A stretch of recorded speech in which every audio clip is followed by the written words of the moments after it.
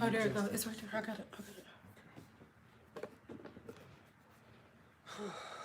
I need to buy a new laptop, y'all. Can you close the door for me, babe?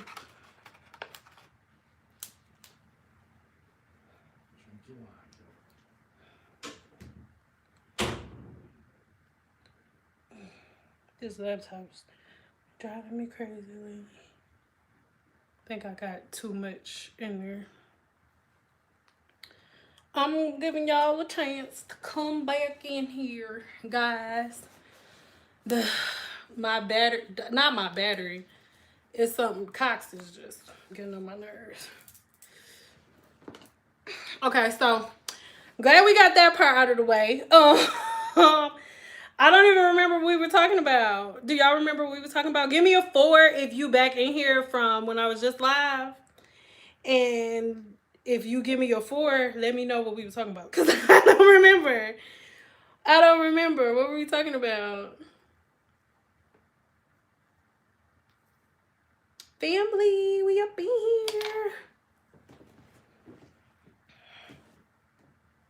Yeah, so anywho, I'll just pick up from here. So after dealing with all of that in the industry for 13 years and the personality of women, you know, just being real, like getting online, I noticed that like whenever I would make YouTube videos, the videos of me doing like silk presses, you know, me doing natural hair, the comments would be so nasty and so vulgar. Like even if I wasn't saying anything, like I had videos where I wasn't even doing a voiceover. I wasn't saying anything. It was just strictly music. And I would have people like, oh, you're ugly, or this and that. And it was like, not that it bothered me, but I started paying attention to the differences. And I started noticing that on my videos that were about education, I didn't get that. Unless it was like me talking about some type of like viral something that everybody did, like rice water. But other than that, it was just different. So I decided to go ahead and step away from doing hair. I decided to stop standing behind a chair indefinitely. And whenever I did that, I had other business endeavors, okay? So I wasn't putting all of my eggs in one basket, but YouTube was a pretty big chunk of a change. It was. And so it was just so crazy because whenever I ended up like not posting silk press videos or not posting hair videos and stuff like that, it was like YouTube didn't push it out because like I'm gonna say maybe like 6, I don't know, maybe like 6 weeks, a little bit over 6 weeks after I stopped doing hair, like for good behind the chair, YouTube introduced the algorithm. Okay, so it went from me being able to post a video about pretty much anything, right? Hey.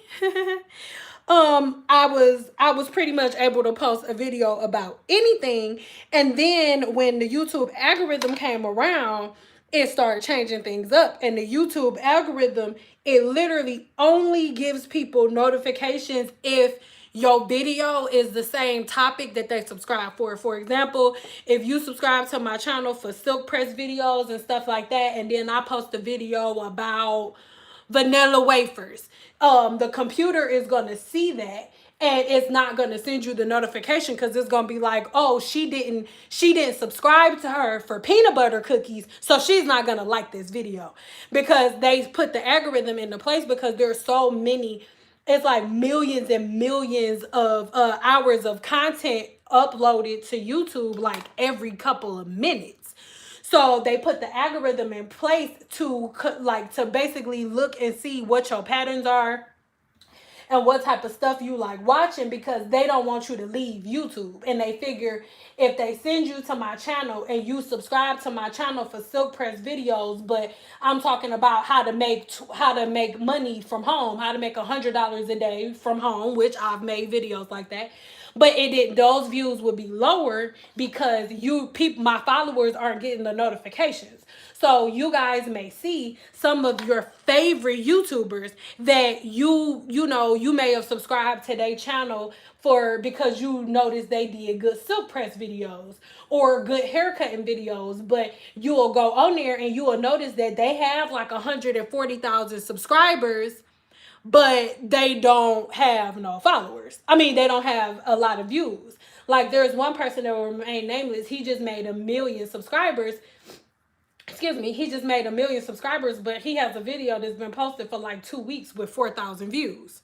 Hey, so it's different for everyone. So I decided that I was just gonna stop while I was ahead and start changing the type of content that I did, because I knew that it was a never ending street. Hey, my love. Hey, Ian.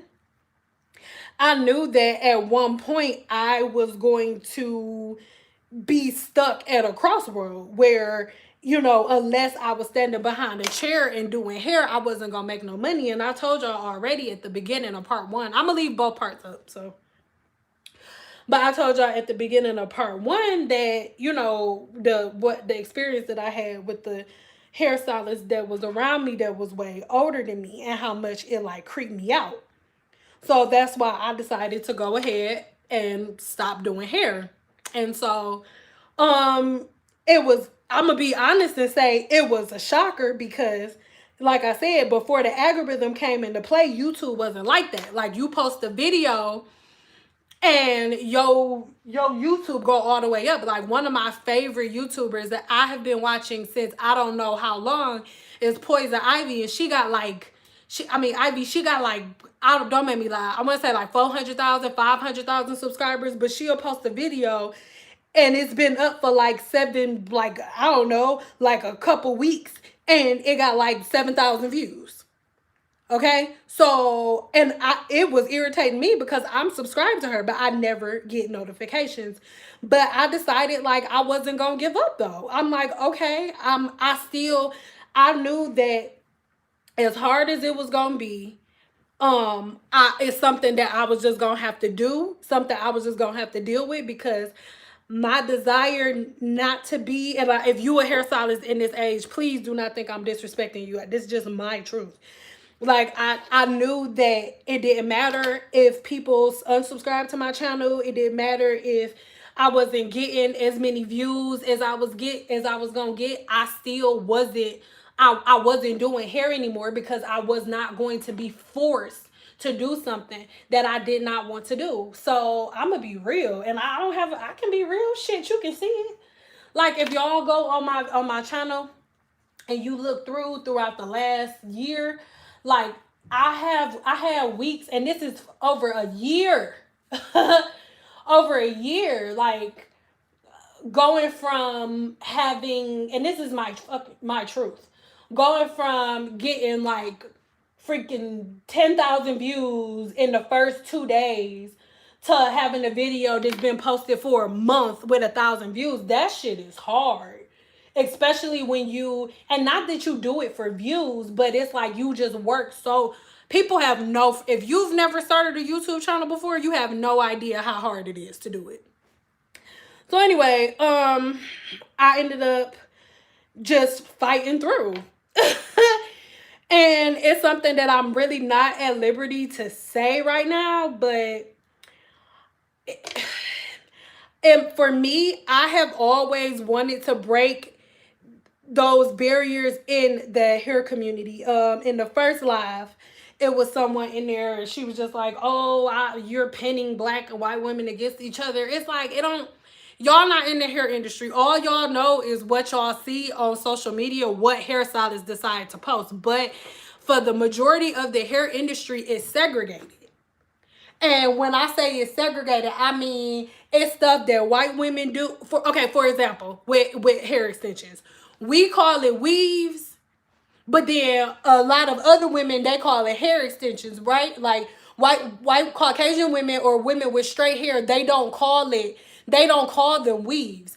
They call them hair extensions. So then black hairstylists and white hairstylists would be having this like unspoken debate, because black hairstylists are like, it's the same thing, but it's really not though. You know what I'm saying? So it would just be like all of this mess because for the most part, I'm not speaking on everyone. If the shoe does not fit, I am not speaking to you. So you don't have to come out and say the shoe don't fit me. I know. I'm not talking to you if it don't fit. But for the majority of black women that are in the hair industry, or just for the majority of black women in general, most women do not know that there is a difference between a cosmetologist and a hairstylist. Give me a 5 if you know the difference between a cosmetologist and a hairstylist, or if you know that, if you knew, be honest, if you knew that there's a difference between a hairstylist and a cosmetologist, because it's very different. A hairstylist is exactly what it sounds like. A hairstylist. They are licensed to style hair. They know, and when I say style hair, I mean she give you a cute weave and all of that. But when it comes to chemicals, relaxing your hair, color and all of that stuff, legally she's not supposed to do that. But what a lot of y'all don't know is the majority of people that y'all taking y'all advice from on YouTube are licensed hairstylists, not licensed cosmetologists. And there is a difference. There's a difference. Baby. Baby. Baby. And people don't know that. People don't know that. A hairstylist is only licensed to do your hair. She's not licensed to give you any type of chemical service whatsoever. She can wash your hair and style it. She's a licensed hairstylist. A licensed cosmetologist that's doing your hair is licensed to be your esthetician. She's licensed to be your nail tech. She licensed to be your makeup artist. She licensed to be a massage therapist. She is licensed to touch every part of your body from the top of your head to the bottom of your feet. But she chose hair. She chose hair. Yes, we use chemicals. Hairstylists do not go hairstyling. Going to school to be a hairstylist is not the same as going to school to be a cosmetologist. But so the licenses are different. Yes, my license says licensed cosmetologist. If they're a licensed hairstylist, it says licensed hairstylist. And there is a difference between a hairstylist and a cosmetologist. I bet, dog, on everything I love, I have never met a licensed cosmetologist who likes rice water. I'm not saying they're not out there. I've never met her. Everybody, almost every every person that's a professional hairstylist that I know that loves rice water is a hairstylist. They are not cosmetologists. How would you know the difference? Ask.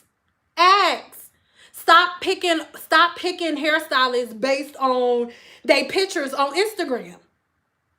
Because when you pick it, and then look, it's actually pretty easy to find a licensed cosmetologist, because if you look on a licensed cosmetologist's Instagram, if she making a post about hair, hers gonna say something like, it's gonna be talking about products, like, oh, this product is good. The licensed hairstylist is the ones that y'all don't respect. Most of the viral people that y'all know are not licensed cosmetologists. They're licensed hairstylists.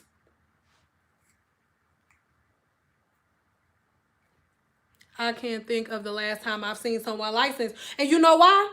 The reason that you haven't seen nobody licensed is because they don't have to be. Why would they? Peep this. A lot of y'all don't know this. Give me a 5 if you are in a state where this is the law. And there are multiple states. So if there are any grandchildren that are on here, it's like, that's not true. You don't know what you're talking about. In multiple states, they are they have done away with the cosmetology license. Now, in some states, you don't even need to be licensed to do hair in a salon. Did you know that? All you gotta have is a braider's license. And I'm not trying to be disrespectful to braiders, but for a braider, getting a braider, and at least in Nevada, I don't know how it is where y'all are, so if I'm wrong, it is what it is. In the state of Nevada, getting a braider's license is like getting a health card. They don't gotta know shit about your hair. They don't gotta know. They don't gotta know nothing about your damn curl pattern. They don't gotta know nothing about your damn porosity. A licensed hairstylist ain't learning shit about your porosity and stuff. They ain't going deep into it. They don't get into the science of hair. They're getting into styling. Styling is I go to school to learn how to do the vanity metrics to make it look good. They ain't going to school to learn no education behind growing your hair out. And in most states, and not in most states, in a bunch of different states, if you because I saw a lot of y'all say 5. If you are in, if you said that in the state that you live in, you can work in the salon without a license, and all you gotta have is like a braider's license or something like that, give me a 5. But you know what? This is the reason that I wanted to come on here and make this video. And I'm not speaking against you who just said that's scary, not you. But no one is to blame for this but women, but the public. That's who is to blame for it.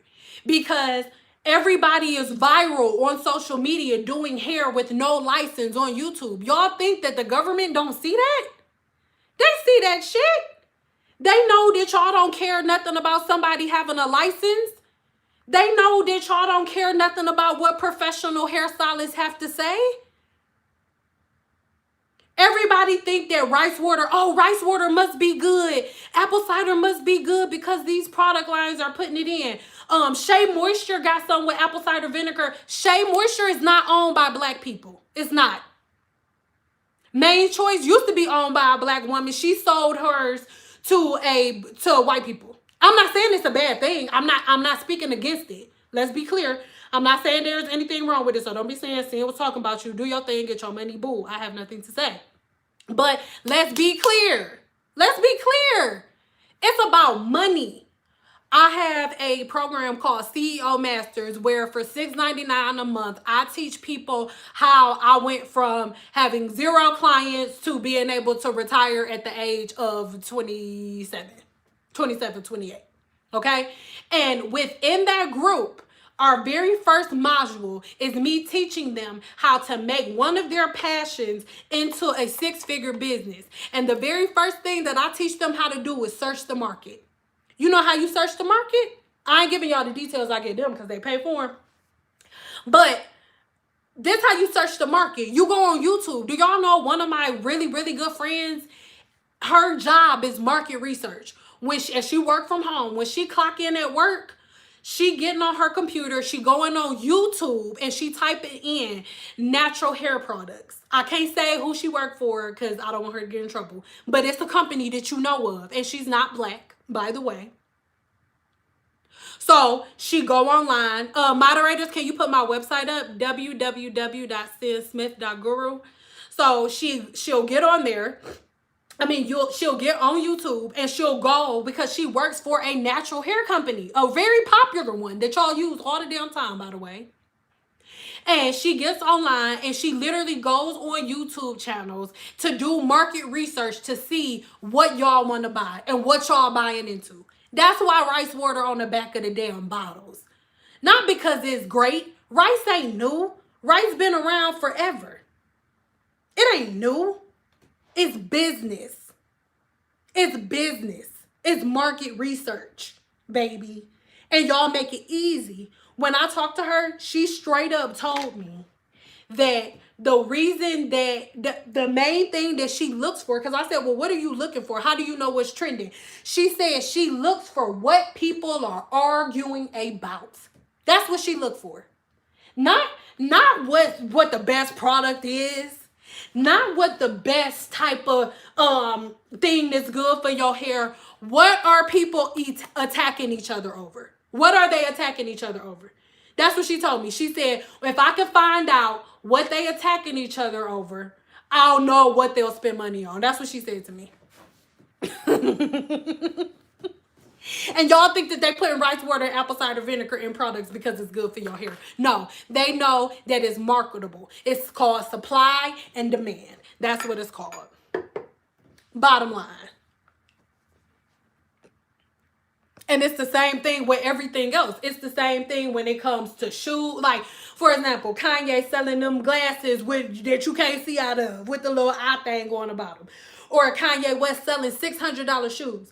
It'll be the same exact shoes, but they got my name on it. Ain't nobody paying $600 shoes because it says send out on them. They paying for the name. It's about branding and marketing.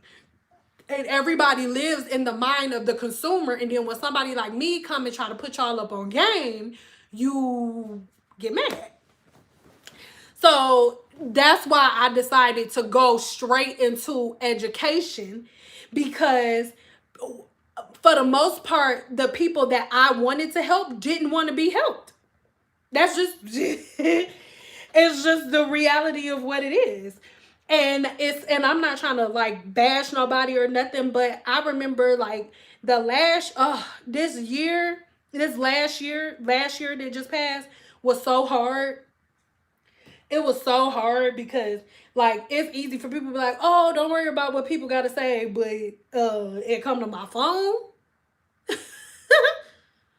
So it's hard not to pay attention to stuff like that.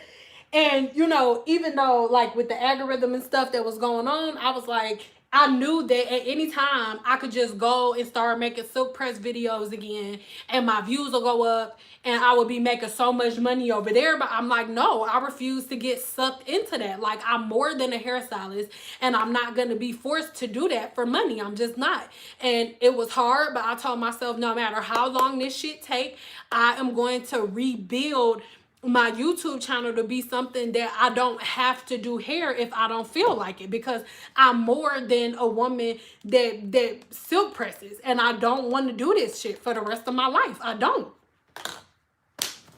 Hold on, I'm gonna turn this other light on. Even though that ain't help doing it. You know when the sun about to go down, so the like lights start looking weird.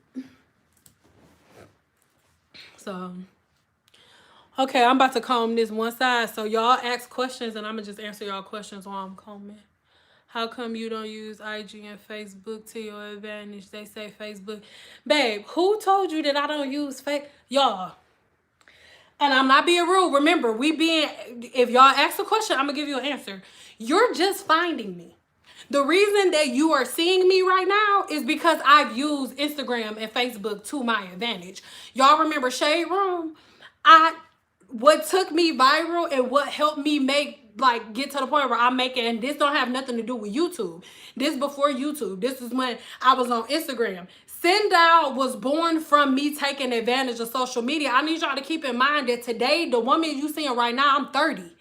But I've been doing this shit since I was 18, 19. I've been in the game before Instagram came around, before Facebook was popping like that.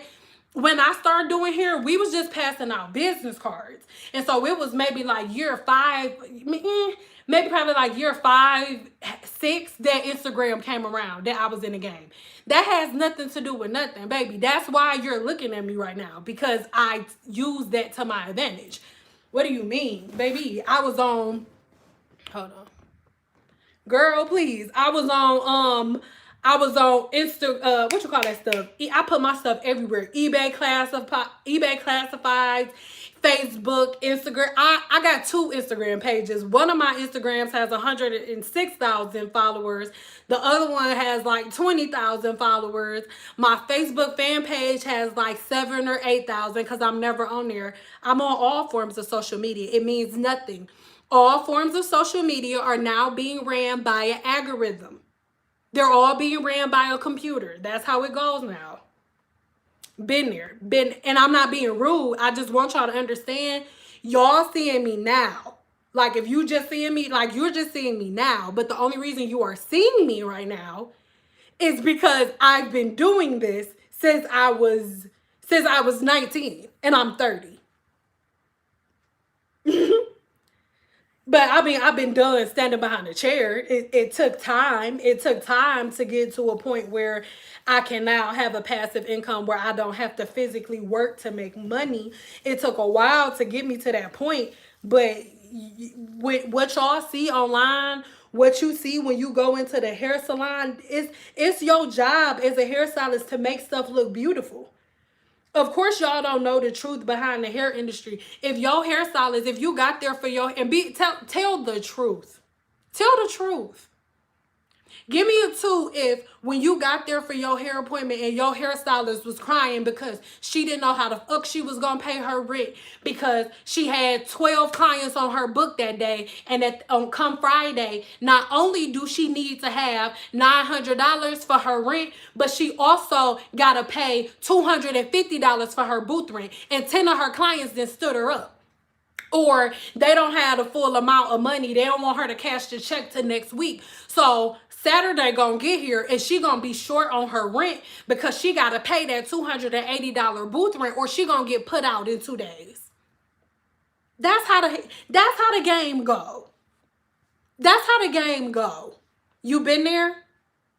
That's how the game go. But y'all don't hear about that. All y'all hear about is the beautiful sparkly part, because we don't post that online because we can't.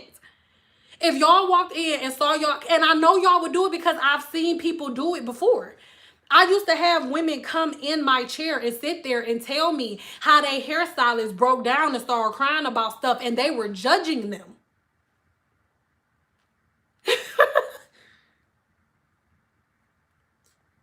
Look, your stylist kindly gets rid of clients like that. I kindly got rid of clients like that, but trust and believe, she's your stylist. So all you know is what she tells you. That's all you know. Trust and believe, when she first started, her skin wasn't that tough. Everybody does not make it in the hair industry. I look so crazy. When I graduated from cosmetology school, there were 37 of us. Do you know out of 37 people, I am one of 2 of us that actually still do hair? Yeah. What do you mean? Like, it takes time.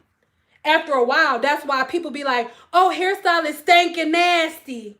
Hairstylist stinking nasty. That's after years. So y'all go and y'all see a hairstylist that's in her late 30s, early 40s, mid 50s. Most of the time you see a stylist in her mid 50s. She like, what side you want your part on? Sit over there. Because she been doing it for 30 years. She been dealing with the shit for 30 years. Like, cut it out. No, people think, oh, hairstylists, they charge too much money. Yeah, y'all have no idea how much hairstylists are taxed. No clue. Most hairstylists, if your hairstylist is in the studio suite, if you pay less than like, let me see, if you pay less than $1,200 a month for rent, and your stylist is in the studio salon, she pay more for the room to do your hair in than you pay for rent at your house. Get into it. Know that. Know that. I'm not trying to be rude or disrespectful. Know that if you pay under $1,200 a month for your rent, and your hairstylist is at Solar Salons or at Studio Salons, she pays more for that room than you pay for your rent at home. So hell yeah, she gonna charge you if you late. Hell yes, you getting charged if you don't show up. Yes. Yes, ma'am. But when people don't think that, because people really believe that hairstylists play in hair. They really believe that hairstylists spend $27,000, $30,000, depending on what school they went to, just to be licensed to cut people's hair off, because all hairstylists are scissor happy and jealous. And they all want to overcharge, and and black hairstylists charge too much money. And the only reason that white women pay a lot of money and don't ask questions is because they only come twice a year. Those are all myths, and they are all lies. Sorry. And for anybody that is offended and like, oh, you're attacking black women, what do you want me to do? What do you want? I don't understand. This is what happened. What do you want me to do?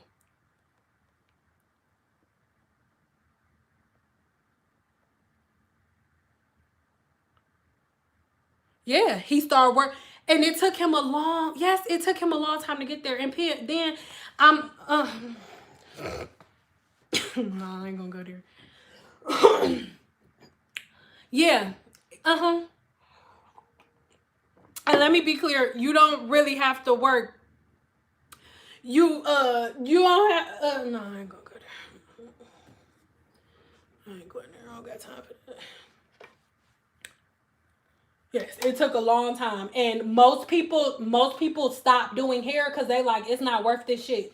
Like one of my really really good friends, oh, we didn't go to cosmetology school together or whatever, but she started off as a cosmetologist, and she got so tired of her clients questioning her that she was like, I quit. Like, I'm not doing this. And now she's a trichologist. So she went straight into trichology because they respect her more. And then another one, she just went straight into dermatology because she loves skin, and she was like, she was sick of it. Trichology is the level right before dermatology. Yeah, so stick that in your pipe and smoke it. You can add that title to my name too. So that's why I was like, I'm done. Because trichology is the study of like the scalp, your hair follicle. So the level right before your dermatologist. So you go to a cosmetologist. If it's a little bit too heavy, a little bit deep. No, you go to a hairstylist first. It's the hairstylist first. And then if the hairstylist can't figure it out because she's a hairstylist and not a cosmetologist, then you go to a cosmetologist. Cosmetologists can't figure it out because our study stops at a certain point. Then you go to a trichologist. And then the trichologist can't figure it out because she didn't go to medical school. She did everything that the dermatologist did except for medical school. Stop there. Well, not everything, but the same stuff. Well, yeah, the same stuff that a dermatologist do, but then stopped and didn't go to medical school, right? And so you go to her if you can't get your stuff together with your cosmetologist. And then if your trichologist can't figure it out, your dermatologist is your last stop. That is how it works. So it's really messed up that people look at cosmetologists like they're maids, because the way that your hair goes is hairstylist, cosmetologist, trichologist, dermatologist. That's how it goes. Stick that in your pipe and smoke it. So if a cosmetologist tells you, okay, like for me, when I say, and I'm both, so all three, except for the dermatologist. So when I say, don't cut your hair wet, it's for a reason. It's because I have spent my life studying the human scalp and the human hair shaft. That's what I've spent my life studying. And I spent my life studying it because I want to help. And so it's like, okay, so I'm spending all of this money to help, and then when I give you the information to help, I'm attacked. It's like, what the fuck is this? What is happening right now? No. Listen, when I am sharing this for people who are on the way, please understand, I am not saying this in a way like I'm sad or nothing. I am telling you the story. This is the story. My skin is so thick. Do you know how long? Mind you, everything that I'm telling y'all, imagine what I'm saying now times 100. Because every story that I've told y'all has happened multiple times over the last 13 years. So don't be mad. Why is she?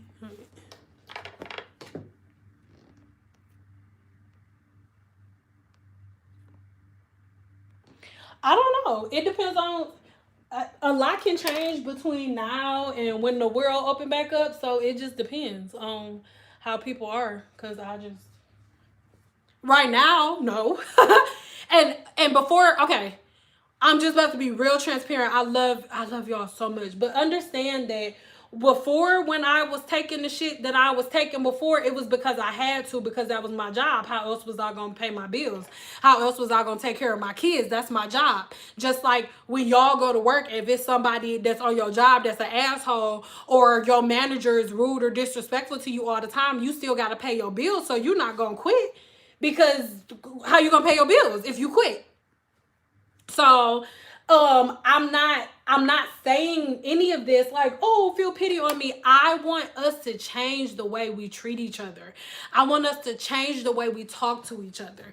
I want us to treat each other the way we would want to be treated. And before you decide to treat your hairstylist like she your maid, like, think about how you would want to be treated in the same type of situation, and only treat your hairstylist in the way that you would want to be treated.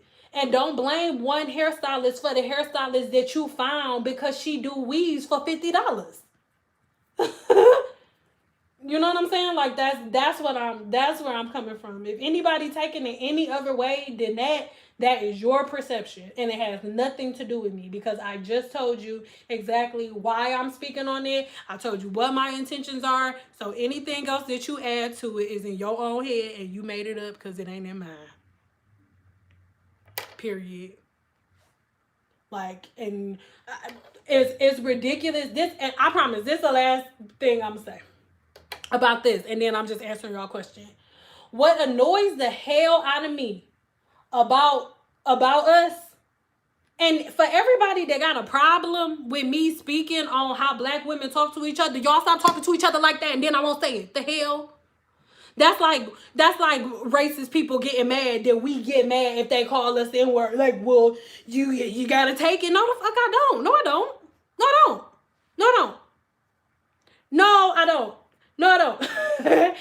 But it's just like, you you get into the hair industry, and all you want to do is like teach people, or you just want to do hair, you just want to make women beautiful, but nothing prepares you for the way that women act towards each other. Nothing nothing prepares you for that. Nothing. Especially when your intentions are pure and all you really want to do is just go and do hair, or just go and teach people. Nothing prepares you. Nothing prepares you for the cattiness of the hair industry. Nothing prepares you for stuff like that. And that part, that's not something that I care about. That's not even something I'm going to speak on. Like, hairstylists hating on you, like, who cares? That's part of the industry. That's part of everybody's industry. But the fact that the people that you spent all of that money to get licensed to service are the ones that you have to overcome is crazy. And it's not just me. Because if you go read back the comments, there are people who feel like that. I don't know if y'all in here. If you are a person or a hairstylist that has ever, who can relate to anything that I'm saying, can you give me a one? And if you feel comfortable sharing, can you share, and I'll read it and we could talk about it? Because I feel like people think that I'm just complaining, like I'm mad. I'm not mad. I am speaking for other people. I'm not behind the chair anymore. I don't got to deal with the shit. I'm saying it because everybody walking around kumbaya and support black businesses, Black Lives Matter, but we treat each other like shit. And you're not gonna say that I'm being rude and we don't, because I'll turn my phone around and show you my comments just from this morning.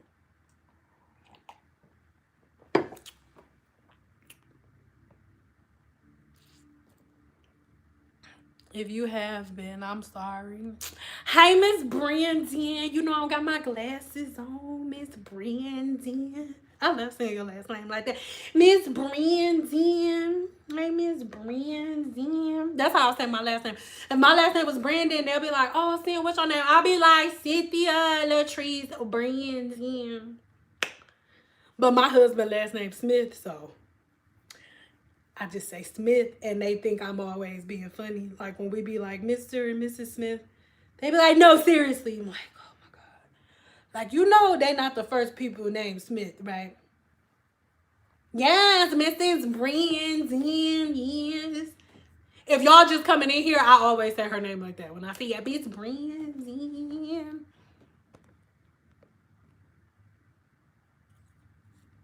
I mean, stylists go edit with customers. Y'all have no freaking idea. Women come online and be being nice, nasty. I would never, but it's like, where the hell have all of y'all been my entire goddamn career? Thank you.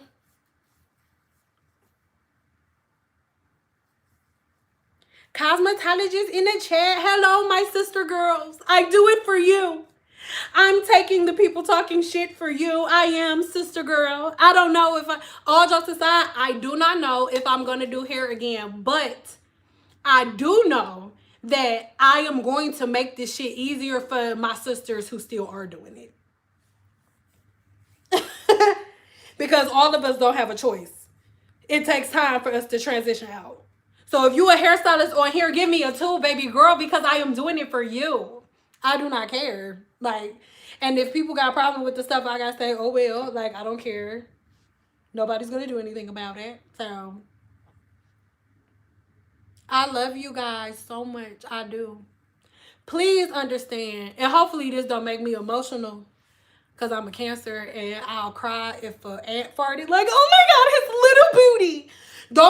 That don't mean soft. That just mean I'm in touch with my emotions, but I will still kick on your ass. Okay, let's be clear. Anyway, I want you to know that if you are a hairstylist that are on here, can y'all be so transparent with me? I promise it's not, I'm not saying this, it's not a trick question. Sometimes I do ask trick questions. It's not a trick question.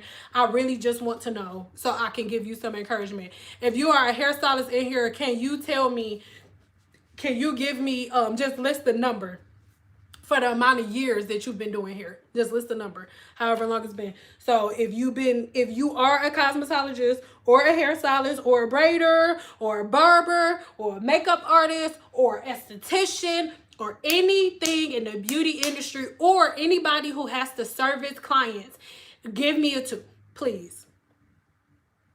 Thank you. That's because I unfortunately comb it every 9 years too.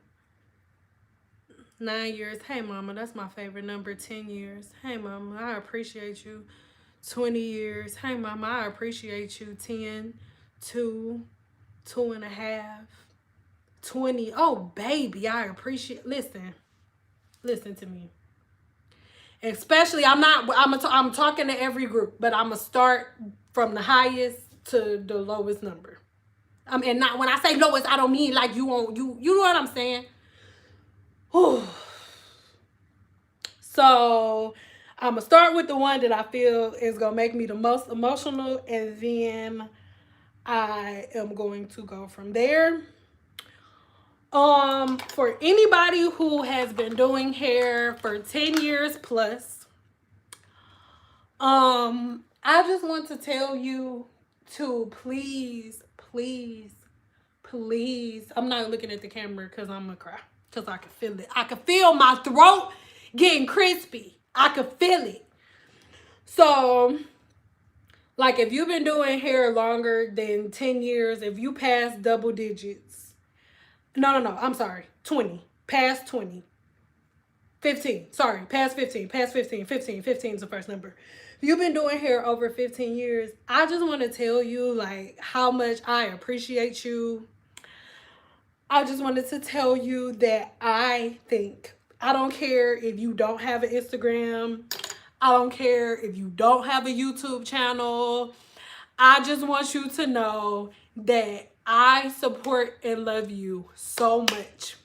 And that all of the like punches and shit that I take are inspired by you, because people have no fucking clue what it's like to be a hairstylist. People see videos on social media, they see pictures, but they have no idea how gut-wrenching this shit is. No clue, like no idea. So if you are still in it and you've still been sticking through, I understand that when we first started, they did not give us an exit strategy. They did not. All we learn when we go to school is how to do hair, and then they try to keep us corporate. When I was in cosmetology school, it was a salon called Hotbox Salon, and then Smart Style, and they came in trying to recruit us in on a regular basis, trying to get us to work commission. And They want, when you go to cosmetology school, they want you to be in the system and so desperately on commission. Commission means that if for those who are not hairstylists, if you once you do hair, once you pay the hairstylist, they have to go to the register to pay, and then the hairstylist gets a percentage, right? So they try to get you to do that because it's corporate. Then hair is corporate. But if you want to keep all of your money, you have to go independent, right? But they don't teach you anything about that shit in cosmetology school. Literally fucking nothing. You get done with cosmetology school, and unless you go work in a hair salon that pays commission, you are on your goddamn own. You have to figure out how to book your own clients. You got to figure out how you going to have health insurance, how you going to have medical, dental, and vision. Hairstylists don't fucking graduate with no 401k. We don't get no pension. We don't get paid sick leave. Never. So for the women who have been doing this shit for like 20 something years, baby, you are powerful. And don't you let nobody tell you anything different. And I swear to God, like, oh, everything. If you've been doing hair for 20 something years, you like my auntie, right? And that's why I'm about to cry. Because I couldn't imagine doing hair for fucking doing this shit for 20, 30 years and still dealing with the same stuff that I dealt with when I was 18, even though I've been doing this shit for 27 years, because people think that they don't have to respect me. I respect and love you so much. And please know that anytime I'm outside, like doing like journaling, manifesting, meditating, I am always praying for you. Please know that every video that I put on, mama, is for you, auntie, it's for you. Okay? Let me move on to the next group. Did you see it? My tears, they right there, but they didn't come out.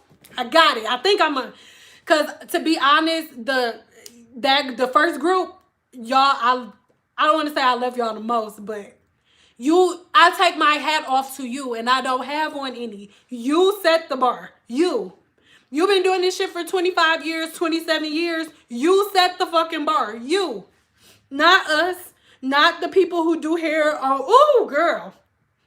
Not the people who do hair online, who viral on Instagram. Those not the people who put on for us. Those are not the people who put us in position. It's the women who have been doing this shit since we were little. It's the women that's been doing this shit for like 17, 20 years, 30 years, 40 years. It's them. And they're still being treated like they just started yesterday. Okay? Look. God damn it. I almost made it. Hold on. I gotta get my life. Hold on.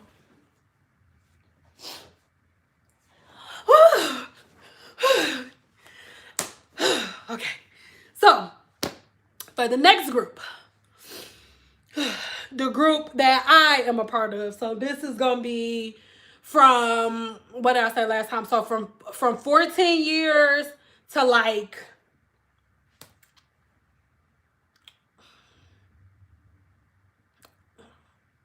6. From 14 years to like 6 years. Yep. 14 to like 6. You are at that place in your career where you are the only one with the power, the only one with the know-how and the authority to take control over your fucking life. And I'm cussing, I'm grown, I got my uterus cut open twice, okay? If the saints is in here, put your Bibles on, I'll put your Bible early, I don't know.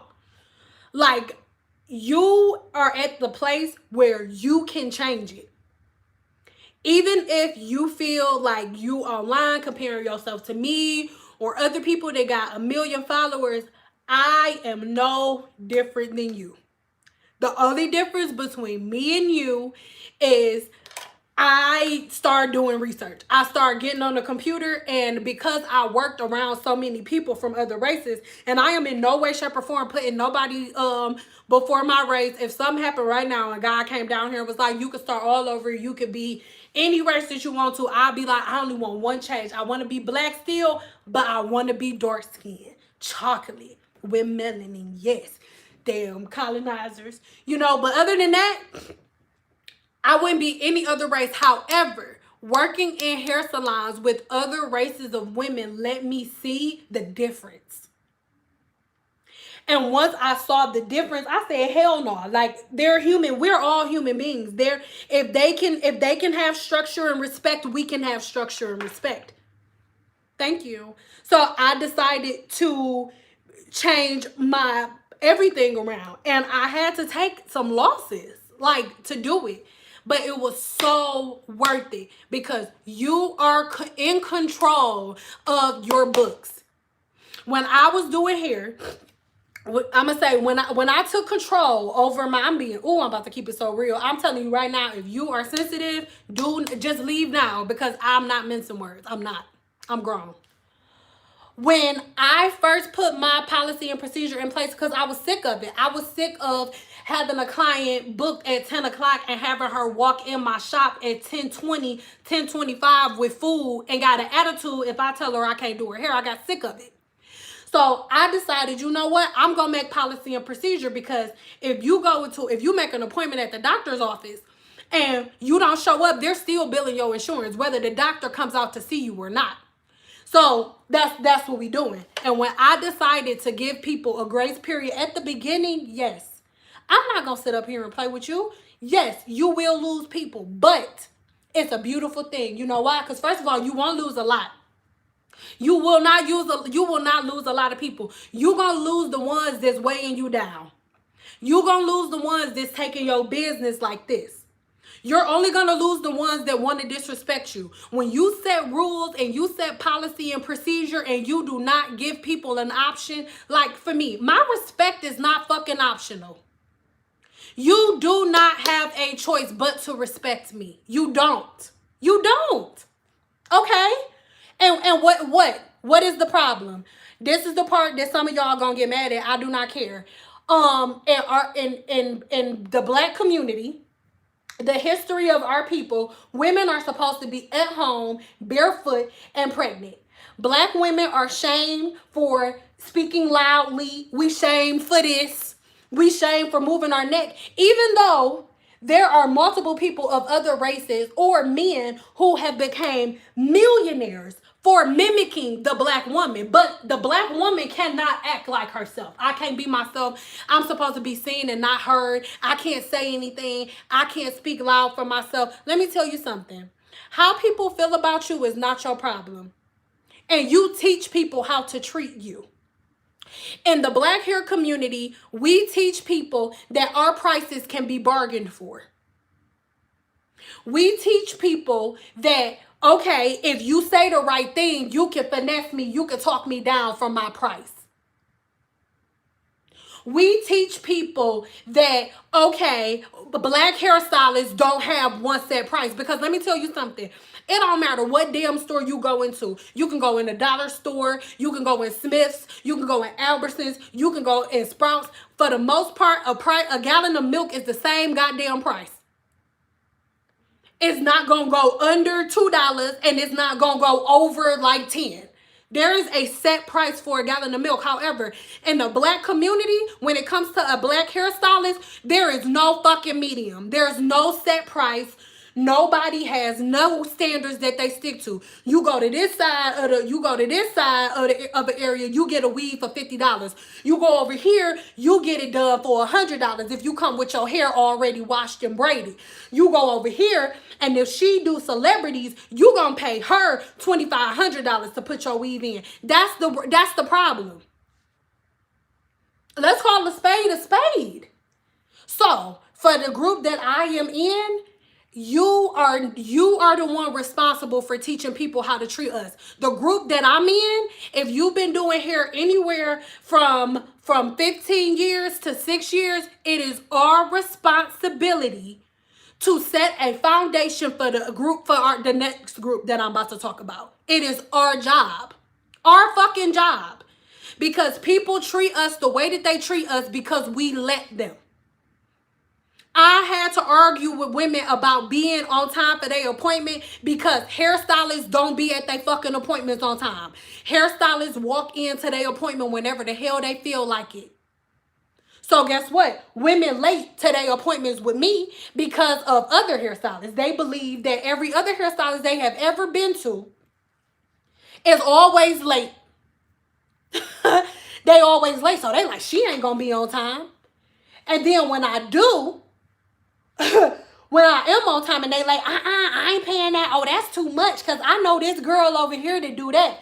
Let's call a spade a spade. We not about to be online. It really bothers me to be online looking at everybody like, oh, Black Lives Matter, support black businesses. But I'm sorry. If I remember correctly, Madam C.J. Walker, the one who created the pressing comb, black hairstyle has been around for a long ass time. Black businesses have been around for a long ass time. The only difference now is other black people who are not entrepreneurs need to start black businesses too. So they want people to support black businesses. But let's call a spade because way before Corona happened, normally in the comments, what you would see is if something happened, they don't like it. Oh, that's why I don't support black businesses. That's what it was. Now you don't see that no more. Now all you see is hashtag support black businesses. But right before Corona, you didn't support black businesses because black businesses was ghetto. Let's get it. Let's come on. What do you mean? What do you mean? What are we really talking about? What are we really talking about? What are we really talking about? If people got a problem when people state facts, what is the issue? That's what it is. That's what we do. That's what we do. Like, y'all know Beauty Can Braid? Beauty Can Braid is super dope, y'all. Beauty Can Braid is super dope, but people think that even though Beauty Can Braid got a million subscribers, people think they should only pay her $150, $185 for braids. People think that braiders shouldn't be paid that much, like crazy stuff. It is our job for this second group. I'm about to get to the last group right now. For this last group, it is our job to start teaching people how to treat us. You have a client that comes late, she can't get her hair done, period. You know why? Because it makes us all look bad. It makes you look bad because you taking disrespect. Then all of your clients that's coming after you, now they all gotta wait until you get done with her hair. They all on time. But now you're being identified as a hairstylist that double, triple books. And everybody talking shit about you because you were nice to this one person. So you got to ask yourself, do you want this one broad that was late for her appointment to be mad at you? Or do you want the rest of your clients to be mad at you? What do you want? If all hairstylists start saying you got a 5-minute grace period and after 5 minutes your appointment is canceled and the deposit is non-refundable and they stuck to their shit, stuff would change. If hairstylists stop treating our damn profession like we work at the fucking swap meet, people will stop treating us like we work at the swap meet. If y'all stop posting specials, I'm doing a special. Normally you charge $250 and it's Christmas, so now you charge a different price. I'm sorry, this is your job. There's never a time of the year that you need your money more than around Christmas, because just because you do hair doesn't mean that you're not a mother and you don't have kids. You need money more than anything now. Set your price and stick to that shit. That's how it go, period. But it was hard for me because other hairstylists were so scared to put their foot down and say, no, I'm not competing with her price. No, I'm not lowering my price because you found somebody. I found somebody else. Like, go to somebody else. Go to the person that you found. If you found somebody else to do it cheaper, go to them. But we don't do that. We treat our profession like we at fucking swap meet. Like, how much? $10.95, like an auction. $4.99, sold to the man with the braids in his hair. No, nigga. Sorry, excuse my French. I still say the word. Sorry if anybody got offended. No, that's not what we doing. No. We taught them to treat us like that. We did. We come to the shop late eating Cheetos. We come to the shop late Not we, y'all, the ratchet ones. I ain't never do that. You come to the shop late with hot Cheetos on. You like, oh, hold on. I'm gonna be right back so I can smoke a blunt. I'm gonna be back real quick. Like we did that. We did. Okay, last group, and please know, after I do this last group, I'm still getting. Well, actually, no, because I've been getting on clients the whole time, so that's why I'm getting on hairstyles now. The last group, everybody that's been in the game from what did I say, from six to 1 year or 6 till you just started. You are responsible for making sure that the work that we do, the foundation that I'm laying, I can't speak for everybody else. I'm speak for myself. Give me a 2 if you're in group 2 and you gonna do what I said. If you in group 1, meaning you just got in the game, it is your responsibility to make sure that this industry is different. It is your job to make sure that you, first of all, educating yourself on black hair, so you're not just playing in hair. Stop playing in hair. Educate yourself on the health of your client's hair. Know the difference between high porosity hair, medium porosity hair, and low porosity hair, whether you a licensed cosmetologist or not. If you in people's head, if you put in your hands in somebody's hair, whether you a braider, a cosmetologist, I don't give a damn if you the shampoo girl. Learn porosity is not that hard to learn. Learn the porosity of people's hair. Learn density. Learn what products a person with high porosity hair shouldn't use, and vice versa. Then I need you to promise me, if you are in group 1 and you have been doing hair from 0 to 6 years, give me a 2 when you agree, if you promise to do what I'm asking you to do right now. You have to promise me that if you have already started, like, oh, I'm doing specials this week and your price is normally $200, or you want your weaves to be $200, promise me you will stop doing weaves for $50. Because the reason that the industry cannot change is because people who are not in the hair industry don't know. They don't know what a weave is worth. They don't fucking know. They don't know what is a good price to pay for a weave. No one knows because we playing. And then on top of that, if y'all want the cosmetology field to stay respected, y'all better start making a difference between a hairstylist and between a cosmetologist, or just somebody that's licensed and somebody that's not.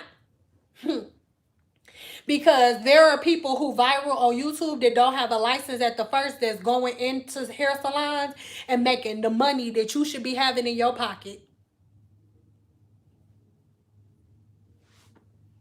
You teach people how to treat you. It's no like, oh, if somebody called and they set their appointment for 1 o'clock and they call you and it's you get them a 5-minute grace period.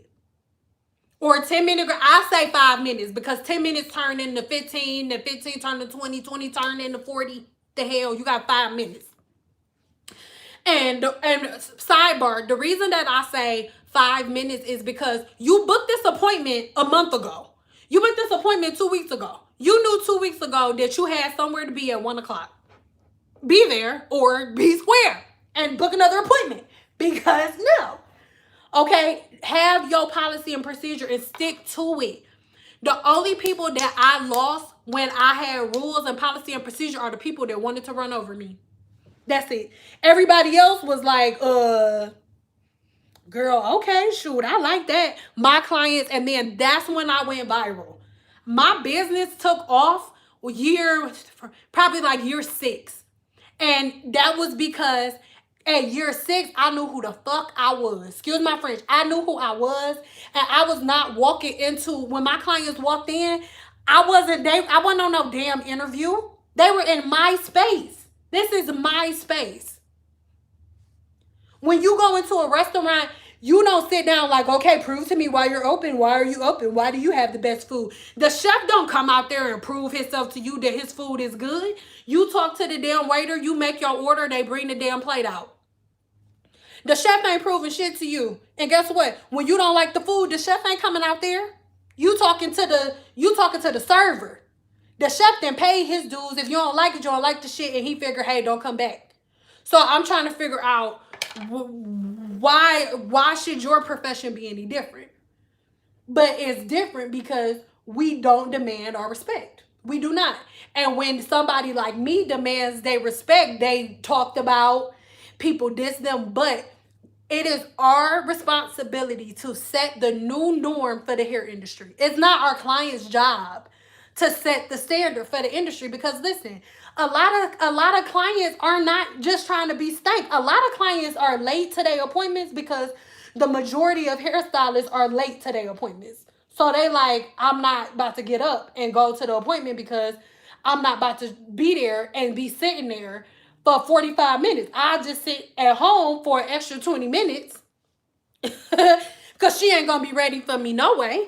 Give me a 4 if you a client, if you've ever felt that way. If you're a client, not a hairstylist, but a client that has felt that way. Give me a 4. And that's the reality of it. So we need to have our own standards and we need to stick to them. This is a safe place. I'm not attacking anyone.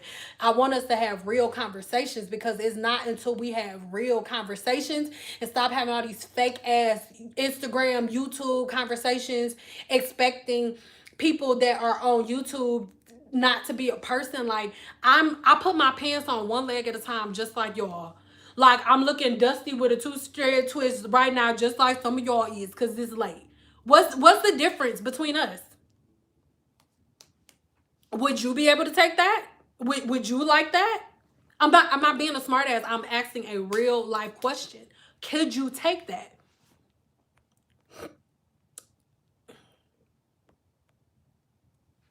Okay, so with you saying that, remember, I'm not attacking anyone.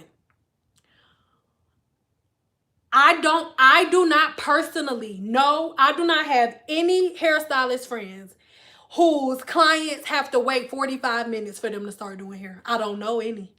I don't know one. I do not have a personal relationship with one hairstylist that double triple books. I do not. So I'm not negating that y'all telling the truth. I know for a fact that it is true. However, because I know the difference, I also know the reason why people cannot find the ones that do not do it. Because the ones that don't do it, y'all don't want to pay because y'all think they charge too much. Do you understand that when y'all, and give me a 5 if I'm wrong. Most of the time, not all the time, most of the time, the ones that's double, triple booking are the ones that y'all picked because they was the price that you was comfortable with. Okay? So understand this. Whether you at a studio salon or a regular salon, if you not in a super hood shop, and if your shop look like anything, your booth rent is at least $150 a week. At least $150 a week. And let me be very clear. I'm not saying that it's okay, but understand that the majority of hairstylists, and when I say the majority, that's what I'm talking about. When I say the majority, I mean that. The majority of hairstylists, myself included, I will book 10 people. If, let's say, for example, if I book 10 people in a day, only 5 of them gonna show up. And my booth rent is $150 a week. And I'm not working to pay booth rent. I have a phone bill. I got a light bill. I got a gas bill. I got kids. I got the products that I got to pay for. And that don't include my groceries, everything else, my clothes, everything else, right? So, excuse me. So, the majority of hairstylists, if I book 10 people, and this was before I had the 5-minute grace period, and before before I started taking deposits, if I book 10 people in my day, only 5 people are gonna show up, and hairstylists still gotta pay their rent. So the reason that hairstylists double book is because at the beginning of their career, they will have 10 people on their books, but only 5 people will show up. So they double, triple book. And then the more popular they get, the more their name get out there, they've already been double, triple booking, and they just keep going with it. They don't switch off. But please do not think that hairstylists start off double, triple booking, because that's not how it goes. It's not. Hairstylists double book because women do not show up for their appointments. Period. Period. And I'm not saying that it's okay, but I'm saying if y'all go online, start looking at they work. And don't just look at how they do hair. Go and see if they got a website. Go see how they running their business. If they got policy and procedure. Because trust and believe, if they giving you a grace period, most likely they not going to be behind. It's not going to be like that. And a consultation is a thing. A consultation is a whole thing, guys. Before you go to a plastic surgeon, before you let somebody cut your body open, you go to a consultation, you gonna sit with them, you gonna talk to them. But most women do not put the same importance on their hair as they do on the rest of their body. So y'all on YouTube, y'all on Instagram, and y'all like, oh, she got a bunch of followers, her work look good, these pictures are cute, I'm gonna go to her. Understand that I'm in charge of editing this video. If it's something that's garbage in the video, I'm taking it out. You only see what I allow you to see. So y'all picking stylists and professionals based on pictures and stuff and based on price. Understand that if she got a low price, most likely she gonna be double booking, because whether her weaves are $50, $150, $1,500, she gotta pay booth rent on Saturday. So if her prices are low, know that you're not gonna be the only one in there, because she gotta pay bills. You don't get one-on-one time for $50. You going to get in a $50 weave, you gonna be there for a while. You gonna be there for a while. She double booking. You not know. And I'm not saying it's okay, but if you picking your hairstylist based on price, you're gonna be there all day. Because she gotta pay $250 on Friday for booth rent. And she gotta have money to pay her bills at home. And you pay her standing there for 2.5, 3 hours and doing your weave for $50, $60, not gonna pay her bills, baby. Her booth rent is $250 every Monday. And she doing your weave for $60 and it's gonna take her 3 hours. She cannot pay $250 booth rent every Friday and pay all her bills at home and only doing your hair and not double booking for $50. Guys, that's not how the game go. I'm just keeping it 100.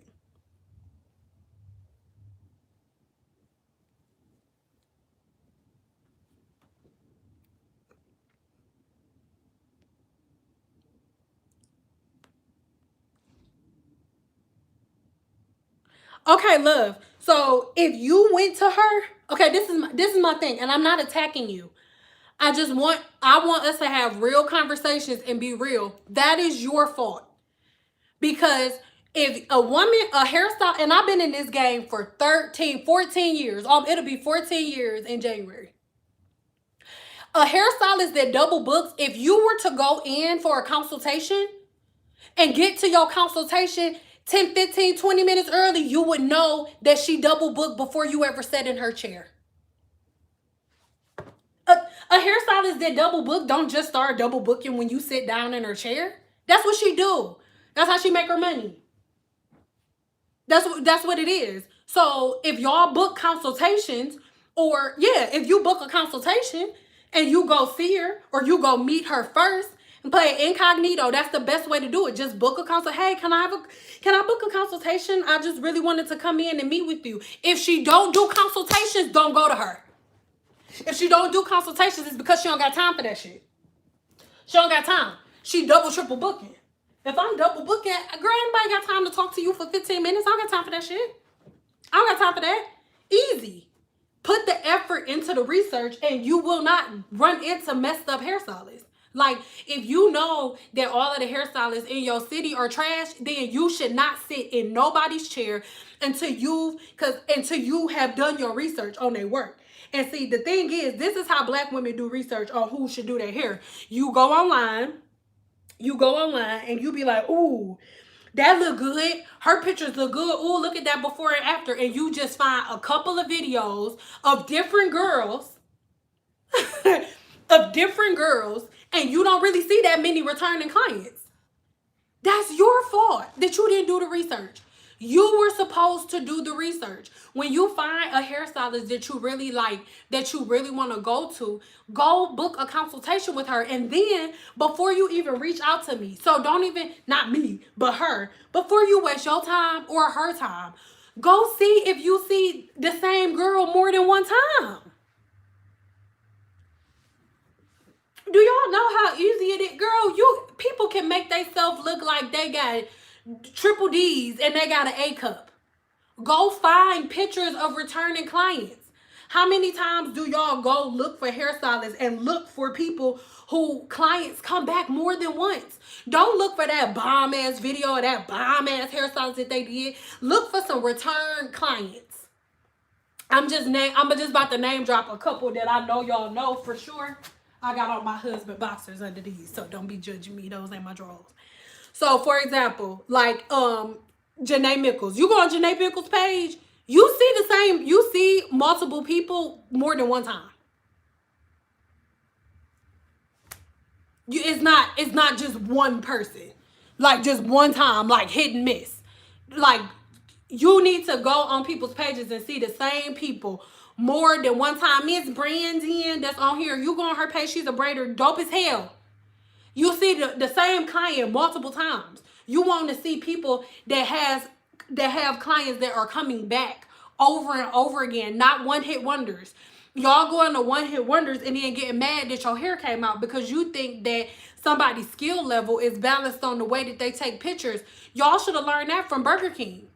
The way that the burger look on TV, not the way the burger look when you get it in the drive-thru. There's literally somebody that's paid. They're a food photographer. It is their job to make food look beautiful when it's photographed. That's their job.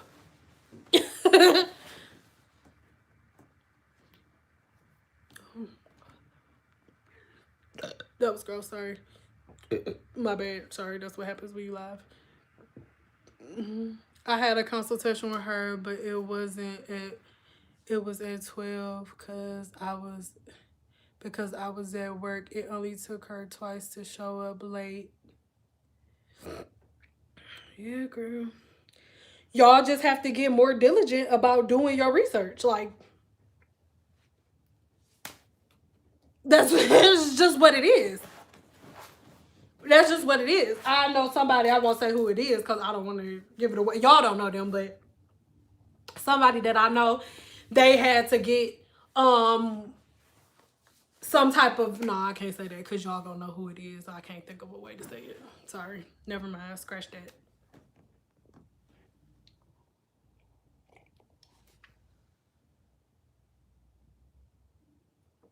Yeah, I know. And you guys, like, there are things positioned in some people. I don't do that. I used to go live all the time just to prove that I don't do that and give y'all the same type of, people over and over again just so y'all would see that. My skin is so, hold on, y'all. Let me.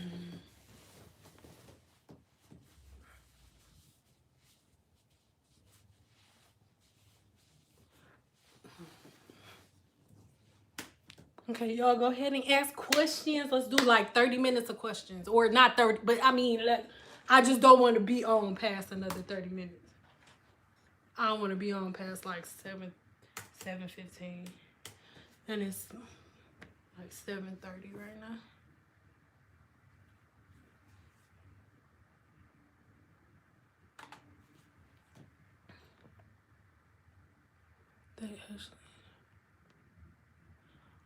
If a customer comes in and send a message and asks if you do this style, then ask for a card. You can come in, boo. Then you got on pants? Yeah. Wait, style, and then ask for a card, and they say, I ain't got my glasses on there. They come in when they call or say they come in. Listen, I used to get so much grief. I did not care. I care more about not having my time wasted because here's my baby who's about to get her hair washed in a minute. But like I'm more than a hairstylist. I'm a mother. I have her and I have one more. Uterus is closed, shut down for business. She knows she's not getting any more siblings, but still. Yeah, you can get a puppy, but that's it. If she doesn't do consultations, if you want one, don't book. Good advice. Seriously, if she don't do consultations, don't. I'm sorry if any hairstylists is on here that don't do consultations, but it's like if you want to focus on, thank you. They said you're so cute. Thank you. If you want a hairstylist that is completely focused on healthcare and growing your hair, most hairstylists that are concerned about hair care and that's their main priority, most of the time, if I had never ever did their hair before, I wanted people to book a consultation before they got a silk press, because people would book a silk, and I'm not being rude. My hair was at this length too, but as y'all can see, when it was that length, I wasn't giving myself a silk press. People were booking silk presses with their hair this short. And then they would come, and I'll be like, to myself. And then, I would get done with their hair, and they'll be like, it's not flowy, it's not moving where you want it to go. It's 3 inches. It's 4 inches. Where you want it to go? You want it to burp? The hell you want me to do? Lord.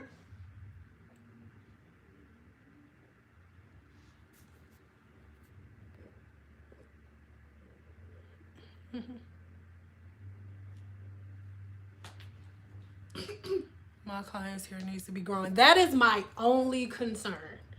My only concern is my client's hair growth. And at the end, not at the end, tell me the number. I don't even remember how long it's been. It's all a blur. Like how long the whole rice water thing and stuff been going on, and apple cider vinegar, monostat, all of that stuff. Like,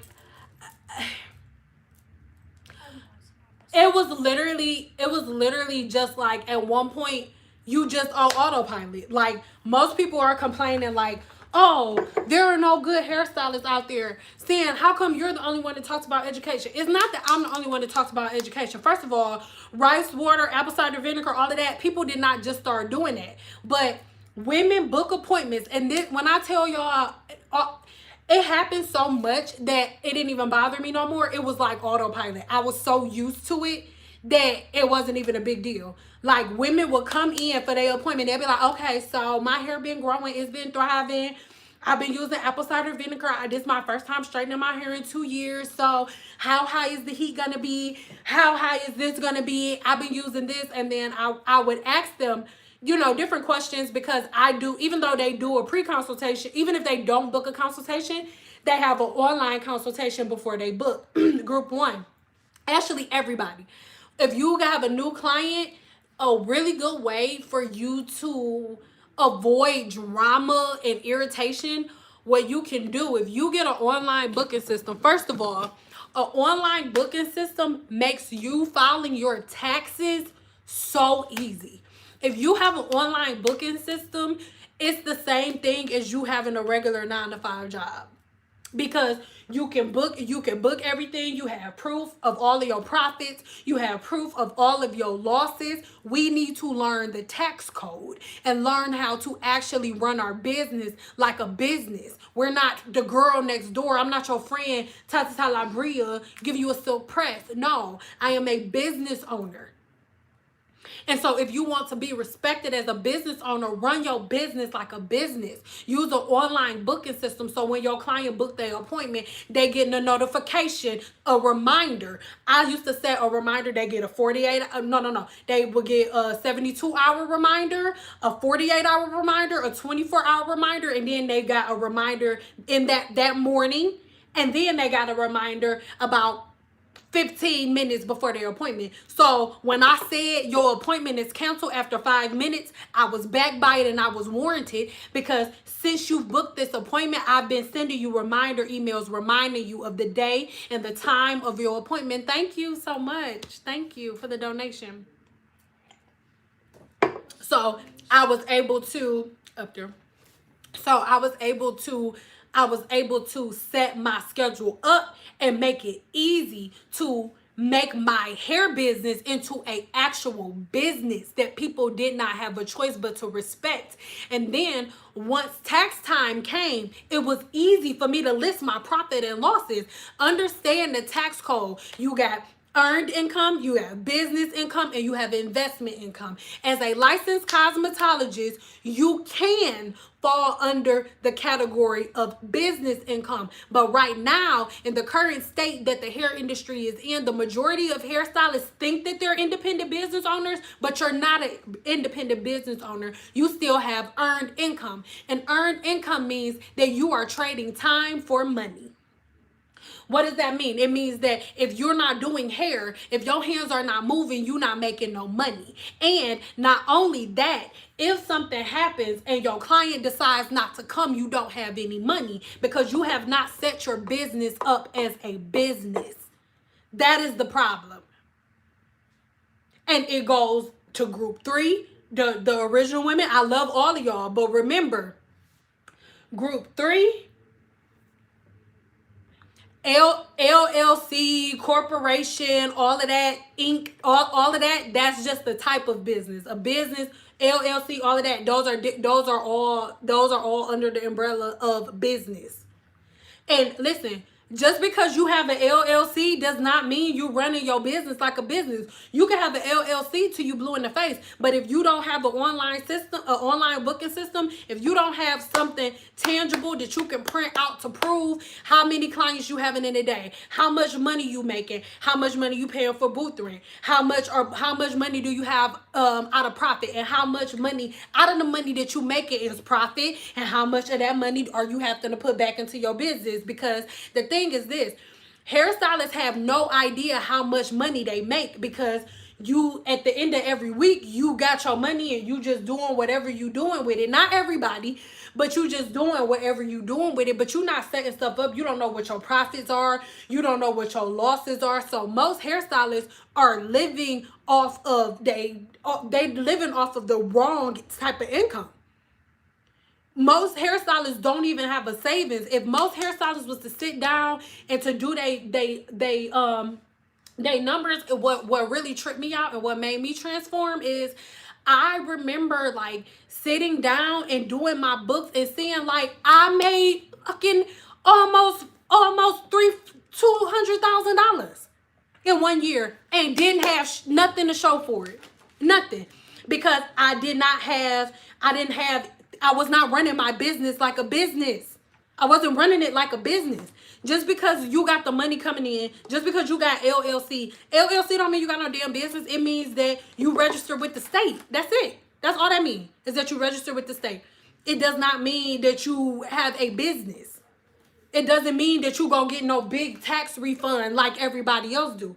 Because most people don't know this, but you pay the highest taxes. The people with investment income, that's why Donald Trump got away with only paying $750 for taxes. That's how he got away with it. Because when you running a business, if you, for example, if your booth rent, let's say if every month you pay, I'm just throwing a number out there. If every month you paying $3,000 for booth rent every month, no, let's not do $3,000.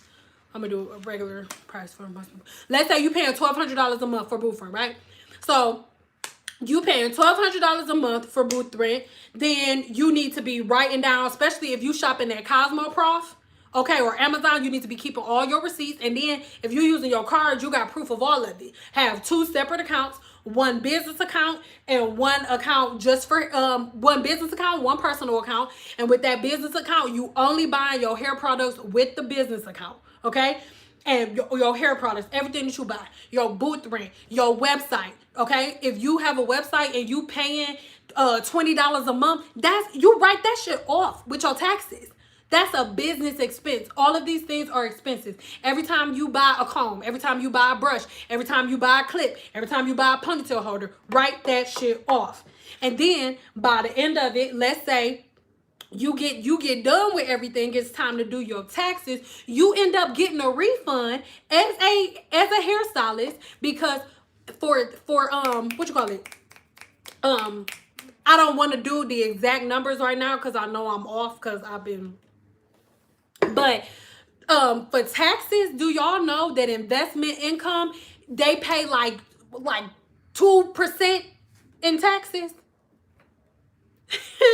and then with business income it's 10%. But with earned income, which is what everybody teach us to do, going to college, going to like earned income, if you are trading time for money, your taxes, like the highest tax bracket, they're paying like 50%. Some of them paying 45-50% in taxes because they don't have any expenses. Their business, the business and the people that they work for have the expenses. You don't have an expense. You getting cut a check. The person who cutting you your check got the expenses. You don't have an expense. You got earned income, so they can tax you however much they want to tax you. But if you a hairstylist, that's business income. So you mess around and be getting $5,000, $6,000, $7,000, $8,000 back when tax return time comes. If you do it right, that's what I mean. Group 1, 2, and 3, we need to turn it into a business, but we can't turn it into a business because we don't treat it like a business, because we let our clients pick and choose when they show up for their appointments. We let our clients pick and choose what our prices are. Period.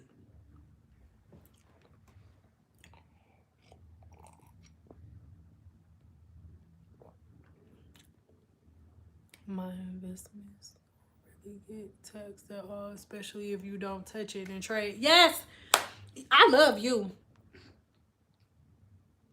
I got my guns on. What that say? AC 333. That was my favorite numbers. 333. I love three. Anyway, you. Yes, exactly. But we don't know that, and we don't run our business like a business. That's why the hair industry is being made fun of. Like, now you don't even have to have a license to work. So mark my words, 2-3 years from 5-6 years from now, in every state, you are not gonna have to have a license to work in a hair salon. So y'all not gonna have a choice but to separate yourself with professionalism.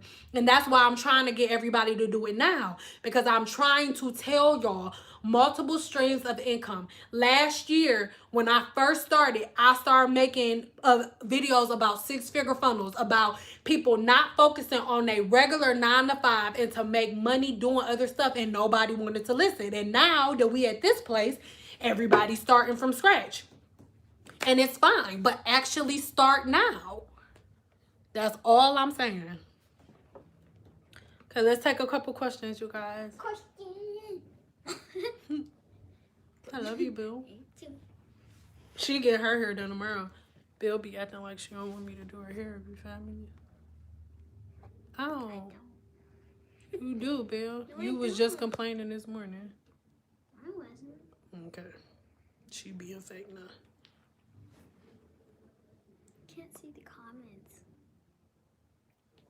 I love Equity and Style Seat. At first I went from Style Seat to Equity because am I saying it right? It's either Equity or Acuity. I don't know. I think it's something. AUCITY. UNITY. I don't know why that just came up in my head. But Style Seat or Equity are like some of my favorite too. Really, Bill? I'm gonna kick you out. Stop. I'm serious. Stop. If you're gonna be in here, chill.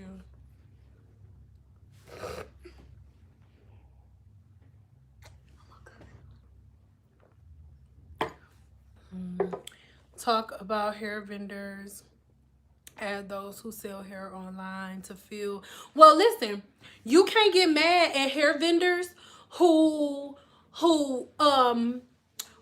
are acting as if they hairstylists because they got the plug, because a hairstylist sold them the plug. Please understand that. The only reason that all of these, I don't want to say random people, but the only reason all of these people have hair companies is because the big, huge hairstylists were selling the plugs. They were selling the links. They are selling the vendors. That's why. Because hairstylists make a mockery of their industry. That's of our industry. There is no structure.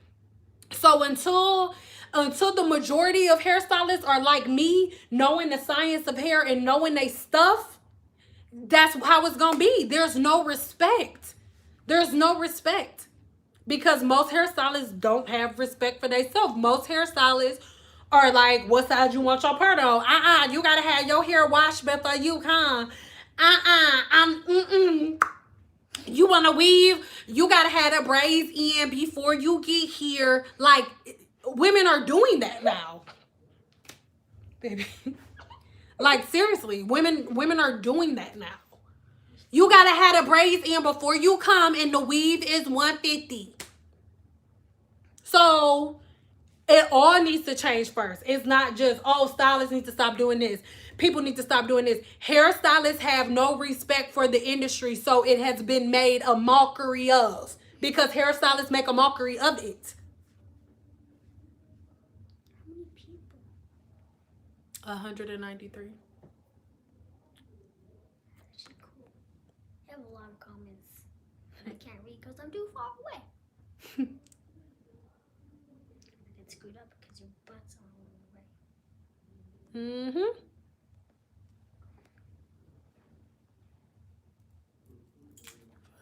I'm reading y'all comments back. Y'all just gotta give me a minute because I got my glass nose so I can go like this. I'll help you.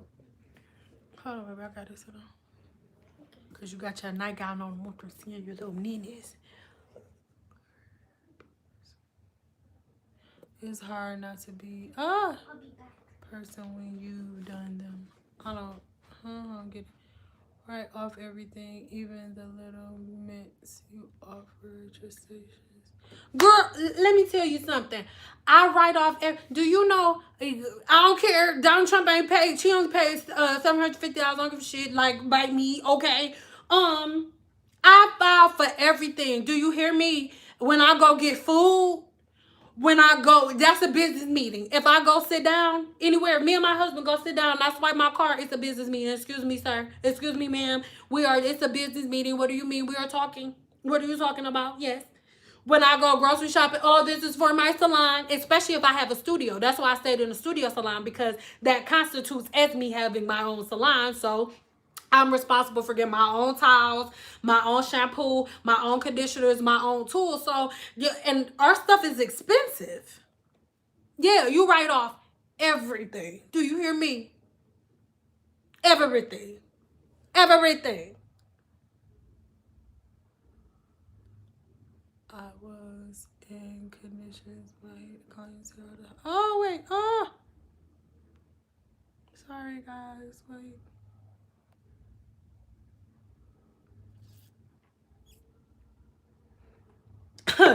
How do I feel about the Dominican hair salons? Listen, everybody has something negative to say about the Dominican hair salons. The Dominicans did not tell y'all asses to go to them. They didn't tell y'all asses to come over there. And most of the time, they irritated as hell when y'all do. That's why when y'all be in, they barely talking. They like, oh, it's somebody, oh, yeah. Oh, no, put your head down. You put it down. Oh, yes. That's why they be, because that's not their thing. They do it because it's money in it. Because once again, the Dominicans, people don't talk about the Dominicans that much right now. But do y'all know at one time in my career, that's all anybody would talk about? When I first started using a round brush, they was like, oh, you just copying off the Dominicans. So how everybody was about rice water, the Dominicans and stuff came first. Before heat damage, before Team Natural, before lace fronts, and before lace wigs and all of that, hairstylists was arguing with clients about the Dominicans. Because they're Dominican guys. Like, they, girl, like, of course, Dominicans do have naturally curly hair, but no, even if they got, I know they got like Afro Dominicans, stuff like that, but the original technique of the roller set, the whole Dominican blowout, was not made for our hair. That's why it's a Dominican salon. It's the Dominican salon, guys. So I don't have, You sound like you're Italian. so I don't have anything negative to say about them. It's not their fault. that they give people heat. It's not made for you. They didn't make their technique for you guys. What happened with Dominican blowouts, there was some YouTuber that went to a Dominican, I'm about to put you out.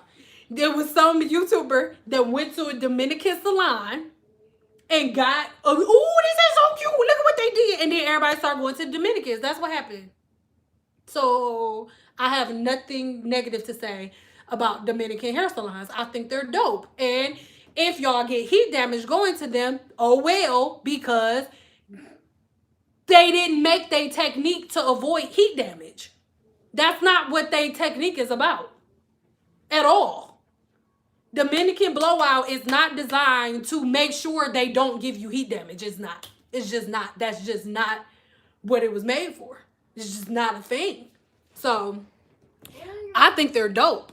Mom, where are your glasses? I don't know. You can still see? A little bit. You have to change your technique for every different type of hair. What's your name? Oh, girl, what your name is? Brazen Things by, oh, I can't see. What? Bernice? Oh, girl, I love you. I do today. I know I'm looking dusty. I'm looking too dusty to be. It's not Twist 'em Tuesday. To be, addressing my love, but I love you, girl. Because yes, everything she said, read her stuff again. Read it again. Yes. Okay, go. Oh, you 37. I am not 37. Oh, you heavy, girl. I'm not 37. You 38. I'm not 38. She 38. You're blind. Don't say that. Girl, girl. Hold on. Because listen, scoot back, baby. Like, and that's only reason I said I'm marrying her is because listen, when I make a video on YouTube, people will be like, "Oh, my hair looks just like that. What product do I use?" There's no one size fits all. Another really good way to see if a hairstylist is really like a Cosmo that's really focused on hair, she don't just have one shampoo and one conditioner for every client that she has. Because a cosmetologist understands that there are 3 different levels of porosity. She understands that there are 3 different levels. There are different levels of density. She understands that every curl pattern is different. So people are like, "Oh, I'm 4C. What do I use?" I don't know. You being 4C means absolutely nothing. You saying I'm 4C, what shampoo do I use? Is like you saying I'm dark skinned, what lotion do I use? We don't pick our lotion based on if whether or not we light skin or dark skin. We pick our lotion based on whether or not we have dry, combination, or oily skin. And if a person with oily skin gets a recommendation to use a product that somebody with dry skin does, you're gonna have a really bad reaction. So that is another way. That's why I am saying book consultations. And you guys, when you say, "Oh, how do you tell the difference?" Asked. If you start paying attention, like Miss Brandon, most cosmetologists, a cosmetologist is going to have in her bio that she's a cosmetologist. A cosmetologist is not calling herself a hairstylist on her page. She's not. We put in too much work to be like, "I'm a hairstylist, I'm a licensed cosmetologist." I'm not naming no names, but I know some really big names that are licensed hairstylists.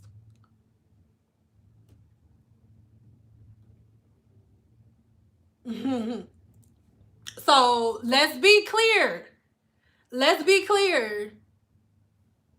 Cosmos don't.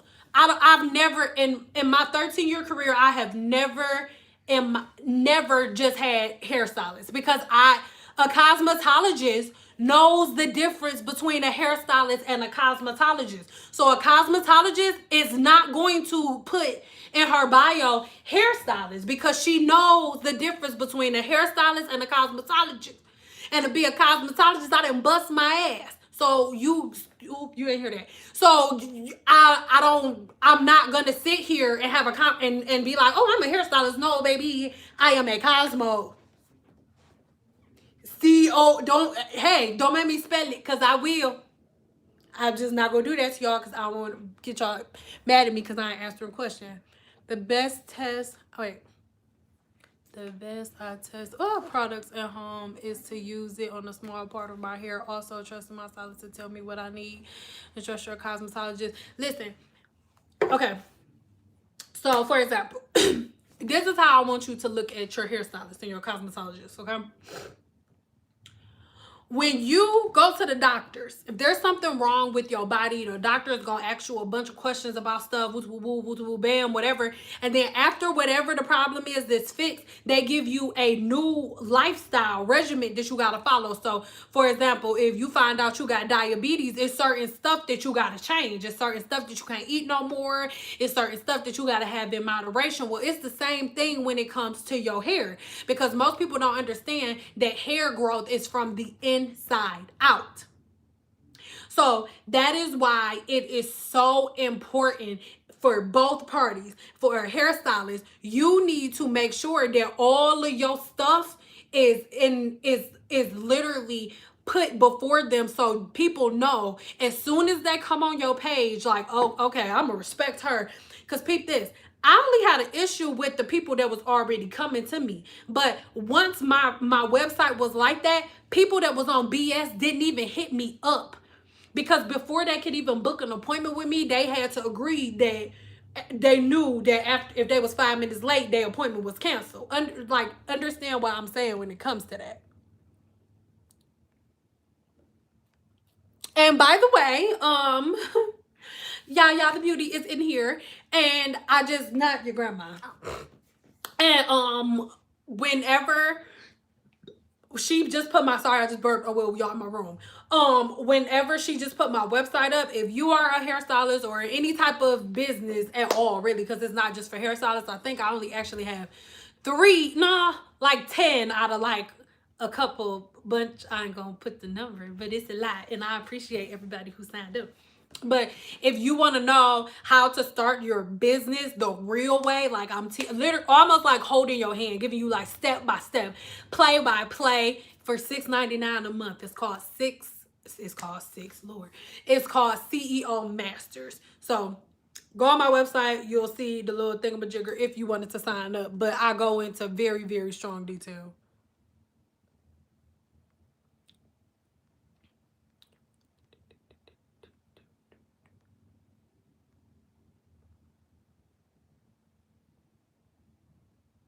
I didn't do all them. Ooh, let me tell you, I'm marrying her.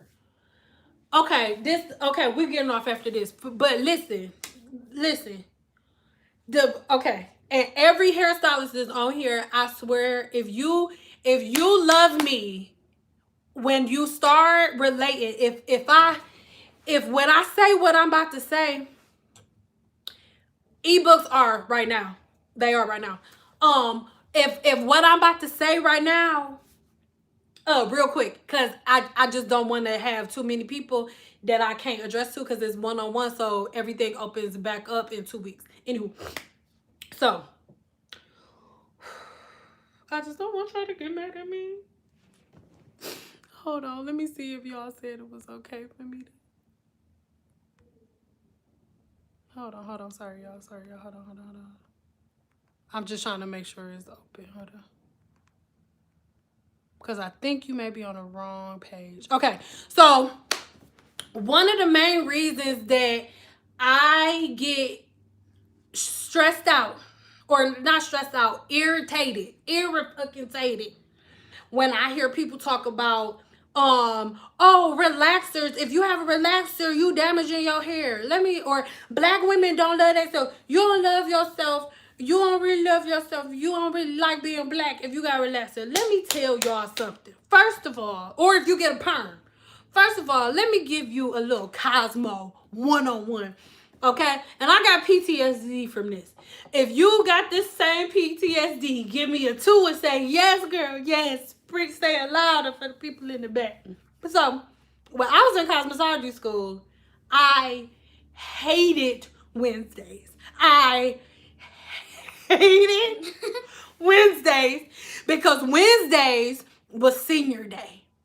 And on Wednesdays, on senior day, you want to know who came in there? Old. If you an old white lady, I'm sorry, but you stress me out if you live in Nevada and you met me then. Because every fucking Wednesday for almost 2 years, I was doing fucking perm ride sex. Every Wednesday, all day. It just smelled like rotten eggs.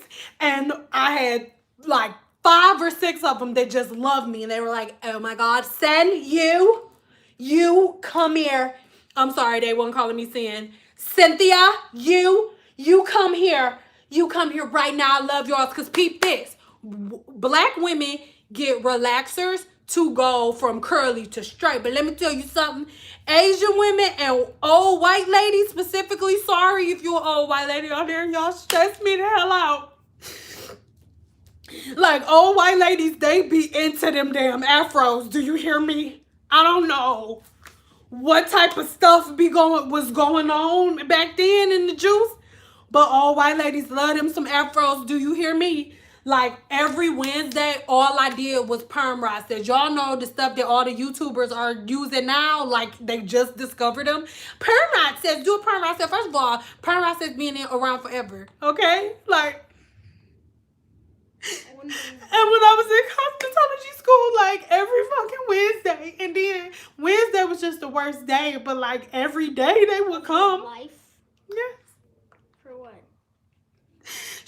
Every day they would come and like they would be like, oh, I'm with her because she's so pretty. And it was only because I was one of the only black girls there. And like I would put that, and they either had the orange ones or the blue ones, and those the real small ones. And like I would put all of the rollers in. This was before she was born. I would put all of the like the. I'm so glad. You should be. And I would put the rollers in, and then I would put the perm solution on their hair, and then I would, do the whole little perm thing, and then I would take them out, and they would. Most of the time, they would want me to just let it air dry. Like, they would give me a 2. If this is what you went through, give me a 2 right now, please. And my fingers would smell like eggs for every day. My fingers smelled like eggs for 2 years. One of them said, and they would sit under the dryer, and they didn't want me to like comb it out. They would just want me to get a pick and like go like this, like under it, just so the roots look a little puffed. And then like I was doing afros on white ladies for 2 years. Every Wednesday. I don't like Wednesdays to this day. Oh God. Like all white ladies stay getting perms. They stay getting afros. And when I was in cosmetology school, the majority of the people that were there were Caucasian. They wasn't getting up like, she should be ashamed of herself. She's getting an afro. She is not proud to be Caucasian. She does not. You don't love yourself. Our hair is naturally straight. God made our hair straight. And if you really love yourself, you would never get a perm. That's not what they do. They be like, oh my God, you look so hot. You look so hot. And I would be like, no. And I would be going to the bathroom. I would go to the bathroom trying to run before one of the other older ladies see me. I'd be like, oh my God, Cynthia, come here, sugar. And I would be like, no, I don't want to. I don't want to come over there. And then they would be like, oh no, you come over here. I'll give you an extra tip. I'll tip you so good. I'll tip you so good. And like, oh my God, I just want a big fro. And can I ask you a question, Cynthia? You'll be like, that's how they all say my name, not Cynthia. Can I ask you a question, Cynthia? Or sometimes they would say, can I call you Cindy? And I would be like, no. Do I look like I go by Cindy? No. And they would be like, oh my God, like, why don't you wear your afro? Don't you love it? no. Don't you don't you love it? And I'll be like, I mean, yeah, but why don't you wear it? If I had your fro, I would wear it like that every day. Screw everybody else who said it. I can't say what she really said. Use your brain. I mean, forget them. They were just jealous. They were hating. You don't need any hateration in this dancery. That's what won. Miss Jessie. She used to quote Mary J. Blige every time. I hated Wednesdays so much. If I had to do that, and if me and you were friends, I would just like run in the bathroom and lock the door. Yeah, I know that's exactly what you would do. But I couldn't do that.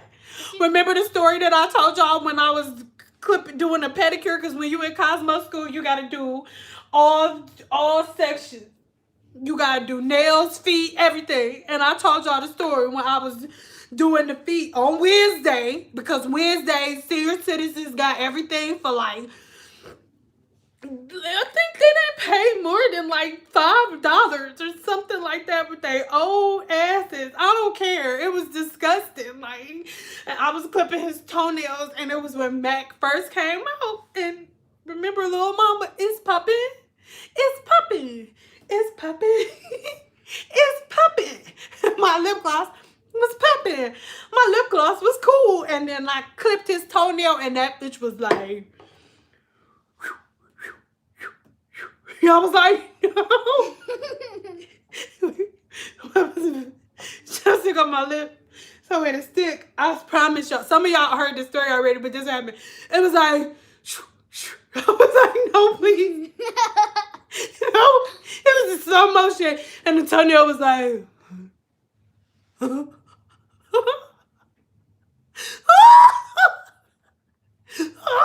was like, get it home. And everybody was so busy on the floor laughing at me that nobody could oh, that's okay. Get up, you Egyptian goddess, you Ethiopian queen, you you Zimbabwe warrior. First of all, you know those are all different places, right? I can't be an Egyptian goddess, an Ethiopian goddess, and a what you got. Those are all different places. You can't be on the throne in 3 different. So many people are laughing. I think that's it, guys. I'm having PTSD and mind y'all, this was in cosmetology school. What's that? When I was in hair school. Oh. So guys, like. How old were you? Girl, Jesus for the old biddies. Listen. Grandmas was not playing that, but I will say I ain't really had too many older black ladies because older black women don't really be playing that. They be like, little girl. Little girl, you ain't about to be playing around in my hair. What's that? Baby. Little girl, I don't do that. Mama, no. So I didn't really have too many older black women come to the school, honestly. Well, don't tell me right now because you can't whisper just like mom.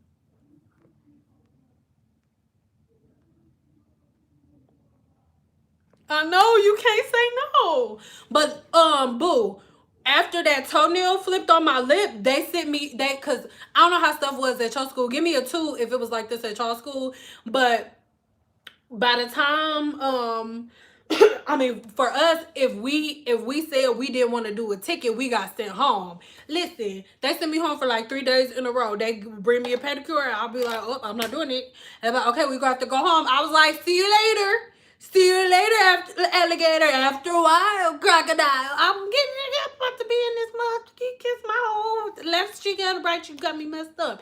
And after the 3rd day in a row, they was like, never mind, leave her alone. So they just let me set up the other people's stuff. If it was my turn to get a ticket, somebody else would like take it for me. It was this lady named Belle. I love her. That was her actual name, not like your nickname. But she used to take them all the time for me because we had an arrangement. Like, she hated doing hair. She only wanted to do she only wanted to do like nails and feet and skin. So she had to do Cosmo. Hair was the only thing she didn't want to do. So whenever she got a hair ticket, we would just exchange it. Like, she would give it to me and I would have to do it. And that's how I ended up having to do all of those old white ladies and all of those little fat. Oh my God, it was so gross. Wait, and then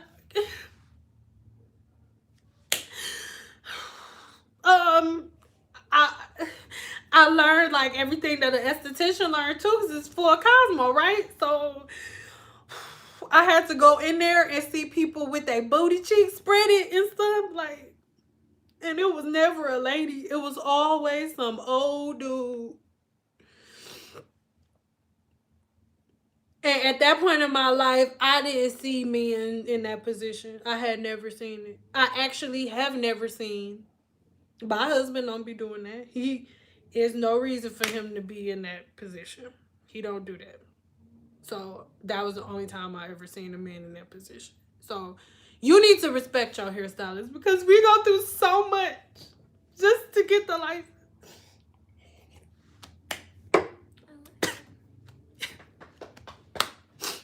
Do y'all have any questions?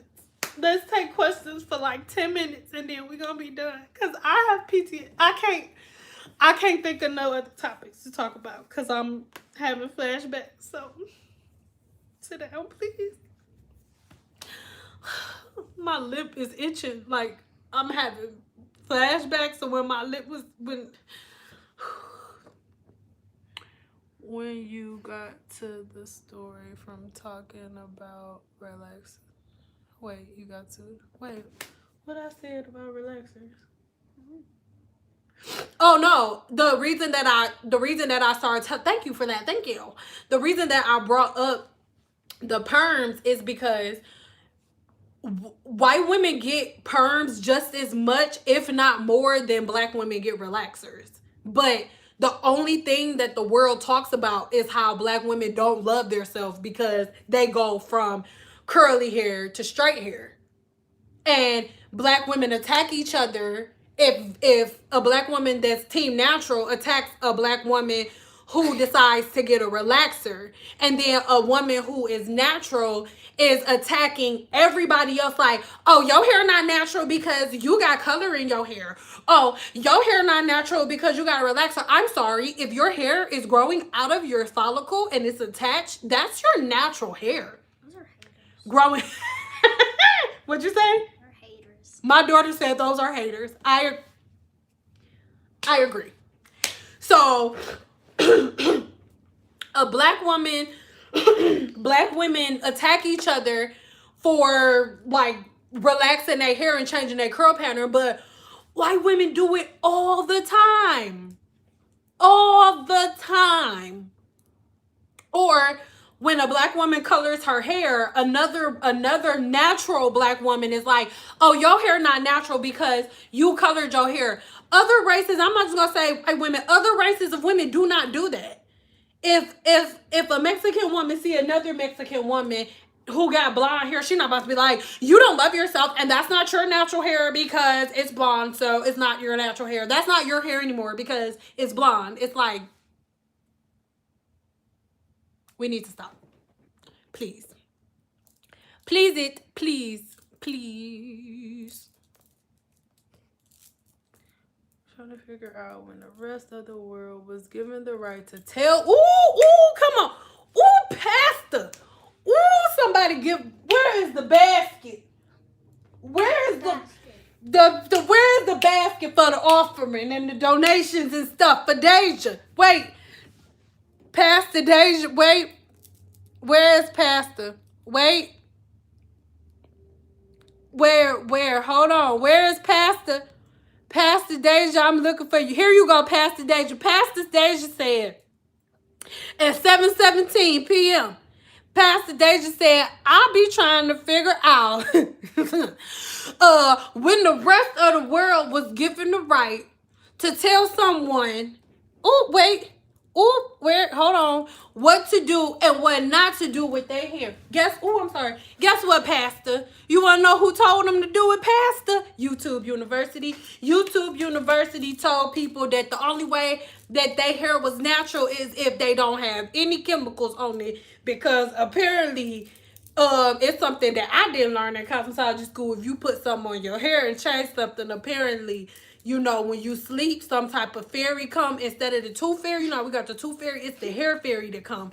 And then when you color your hair or if you relax your hair, the hair fairy, which is the tooth fairy stepsister, she come and she take all of your hair that used to be yours and she replace it with fake unnatural hair once you color your hair or relax it. Mommy, that's not real. That's what happens. But I wish it was. That's what be happening. So that's what happened. So you got the tooth fairy that come when your teeth fall out. And then you got the natural fake hair. You got the fake hair fairy to come. The fake hair fairy, that's what we're going to call her. We got the fake hair fairy that come. And she take out all of the color hair and she put fake hair in. That's how it go. That's why. As if natural means it's automatically healthy. Can I tell y'all a secret? So tomorrow at 3:30 p.m. I am showing you guys 2 videos in one. So it's going to be 2 different clients in one. And it is a clear representation of mechanical damage or natural hair. Now, I've showed y'all other videos of mechanical damage, but I need you to peep game and go back through my channel. I have over 600 videos. Keep in mind, I didn't record every client that I ever did. And in 600 videos, the majority of over 65% of my videos are me repairing people's hair from mechanical damage, from natural hair. People with a natural hair, me having to cut all of their hair off. And in this video, y'all getting tomorrow, baby. The first client that you will see, at first you gonna see curls that look immaculate, curls that look gorgeous, okay? But then after I get done blow drying it, you gonna see that I'm not even able to get the comb through because of how ate up her ends are from apple cider vinegar and rice water. Tomorrow at 3 p.m. Yes, baby. Huh? Am I what? Yeah, you could just have him say hi one time. He could just say hi. Luigi wants to say hi, guys. Hey, gang. Bye, and Belle. Good night. Thank you for chilling with us. Say hi to Luigi, y'all, before she pass out, please. I'm not going to pass out. Lord, please. You have mechanical damage, and it's okay.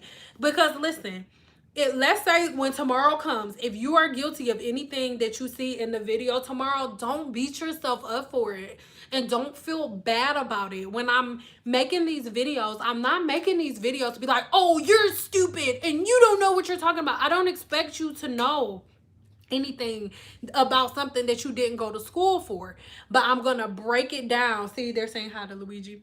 Hello, friends. Thank you for saying hello. See, look, they saying, hey, Luigi. See, they in it with you, boo. They there. They in there with you. Don't be trying to act like I'm embarrassing you. Apparently, I'm an embarrassing mom. What? No, low-key, I was the embarrassing mom. Okay, so I got done editing this video. And thank God I ain't said nothing crazy, but I forgot. Because, it's online stuff.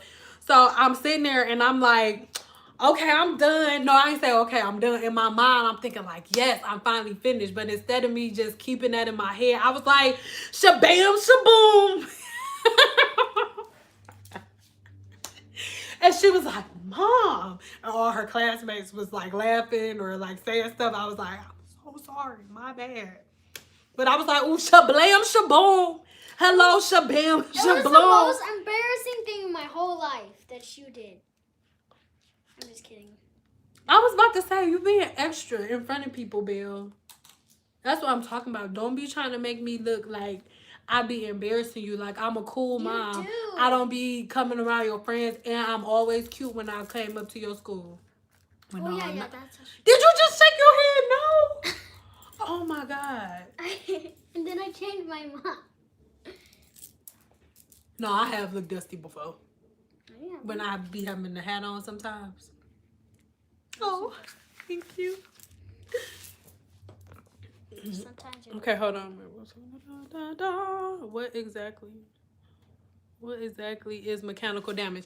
Make sure you tune in to my video that's coming at 3:30 Pacific tomorrow, where I explain it in grave detail. But just a little backstory: most people in the natural hair community are heat damage. Heat damages your hair, but there are three types of damage. You have chemical damage, heat damage, and mechanical damage. Mechanical damage is the type of damage that you do to your hair when you are over manipulating your hair, when you're using acid-based products, when you are detangling your hair or combing out your hair wet.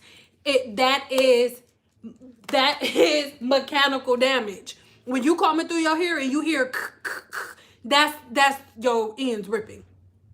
Mechanical damage is what you give yourself when you are manipulating your hair when it is at its weakest state. When is your hair in its weakest state? When it's wet. And that's black, white, Puerto Rican, Mexican, Peruvian, Samoan, Asian, everybody. Your hair is weakest when it's wet. So when you manipulate your hair when it's wet, you are giving yourself mechanical damage. I don't care what anybody says. When I say manipulating your hair when it's wet, I don't mean, oh, you can never comb your hair wet. I mean, if your hair is matted and tangled and is wet and you pulling stuff out while it's wet, you're giving yourself mechanical damage. If you are using a acid-based product like apple cider vinegar. Apple cider vinegar is a acid with no nutritional value. Right now, if you don't have to do it, because I have all of the receipts on the video that's coming tomorrow. I have all of the receipts, but if you want to do it, go and Google and get really, really intense. Don't look for the back of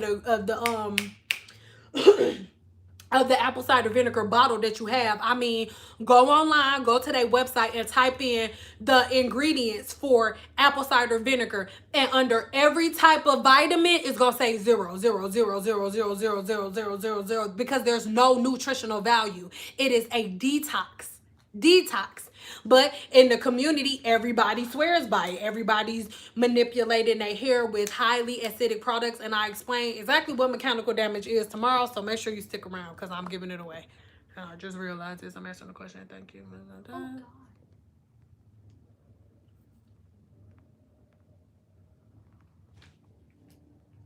Oh, I didn't even have to say that. Lord, she already answered the question. Yes, baby. I'm making a new story. Okay, baby. Hi, Stan. Been natural since 2012. My hair is waist length. Can knotless box braids be a good protective style and not damage my edges? It depends on who braids it, babe. But I do want you guys to realize that when it comes to your edges, even though you want stuff to be uniformed and stuff, depending on your hair and stuff, you want to make sure that you're not braiding every piece of your edge. Like, all of this don't need to go in a braid. It just doesn't. And then make sure that before you put braids in your hair, this is for anybody. You are not having a protective style just because you put braids in it. Your braids are only a protective style when you have put a protective barrier on your hair shaft before you braid it up. If your hair shaft and your ends have not been protected, you do not have a protective style. Everybody thinks just because they get braids in their hair that their hair is healthy, and that's not true. Because you have those braids in your hair for months. And just because your hair is braided does not mean that it magically disappears and needs no TLC. And people are under the illusion that once they have braids in their hair, that they're, like Red said, a plant. And that dirt makes your hair grow. The only thing that dirt does to your hair is clog your follicle and the cuticle, preventing hair growth. Shea Bay, yes. Oh, that's what this is. The Shea Bay video is coming, but this is the Shea Bay that I made in the video. And what we were just doing, at least every other day when my hair is actually out, I comb through my hair to get all of the hair that was supposed to shed out. And then I coat my ends with Shea Bay to ensure that I am able to retain the length that I am getting, because after this next silk press, I will officially be done cutting my hair, and I'll just be able to grow it evenly, because I'm probably gonna have to cut like an inch or like a half of an inch the next time I do a silk press on myself, which is gonna be maybe in like 2 weeks. But that is the main thing. You want to be focused on protecting your ends. You only have a protective style when the ends are protected. You putting plastic hair in your hair without protecting your ends isn't protecting your hair. If anything, you breaking your hair with braids if you braid it up without putting a protective barrier on your ends. So whoa. And then remember, the first thing that starts to pop out with your braids are your ends. So if you didn't protect your ends, like you are a most hairstylists worst nightmare is the season after the summer. Like when school start back, I used to hate it because all of my clients would get braids through the summer, and they would be going to the braiders that charge $50 for 10,000 braids, and they, oh, she only charged $50 for 10,000 braids. There's a reason why she only charged $50, because it's gonna be a $50 job. And then they will come to me after, and I am the one that people will come to fix their hair after silk presses. And I mean, after silk presses, after braids, after they mechanical damage. My career was not built on heat damage. I can count without using all my toes how many times I fixed somebody's hair from heat damage. What about African hair threading? Is that protective? If you go to somebody who knows what they're doing, somebody who's been doing it for years, and no, it's really not, like, no. Everything that everybody does from every culture is not always healthy. Like, just like everybody's like, oh, rice water group. Like, have y'all met them women from back then? Oh, no, you haven't, because they're gone. Yeah, they haven't. So y'all don't know. Most people, unless they're a licensed cosmetologist, they don't understand that hair growth does not start out here. Hair growth starts inside. A cosmetologist is not studying hair. A cosmetologist is studying your body. As a cosmetologist, I don't just know about your hair. I know about the first couple layers of skin after your hair. It is my job and my certification to know everything pertaining to hair growth. So I know how to manipulate the blood vessels under your scalp that lead to hair growth. So yeah. A cosmetologist is gonna tell you what to do from the inside out. A hairstylist is telling, unless she's an educated hairstylist. If you're a hairstylist that's educated, you know your stuff, then hello, how are you? But for the most part, unless your hairstylist has went to school after and not necessarily got another certification, but she's been educating herself and stuff like that, like, she don't know. Your hairstylist only learns, and I'm not knocking a hairstylist, that's what it is. A hairstylist only learns a certain amount, just like there's a difference between a nurse practitioner and an actual doctor. A nurse practitioner and a doctor are different. Yes, a nurse practitioner can do a lot of the same exact things that a doctor can do, but a nurse practitioner and a doctor are the same thing. And most people don't know that some of their doctors are not doctors. Not doctors. They're not full doctors. They are nurse practitioners. And most people don't know that, but that's a good way to look at it. A nurse practitioner and a full-fledged doctor. There is a difference. Yes, my love. One time when I was in school and... Baby, we'll talk in the... Not right now. Not right now.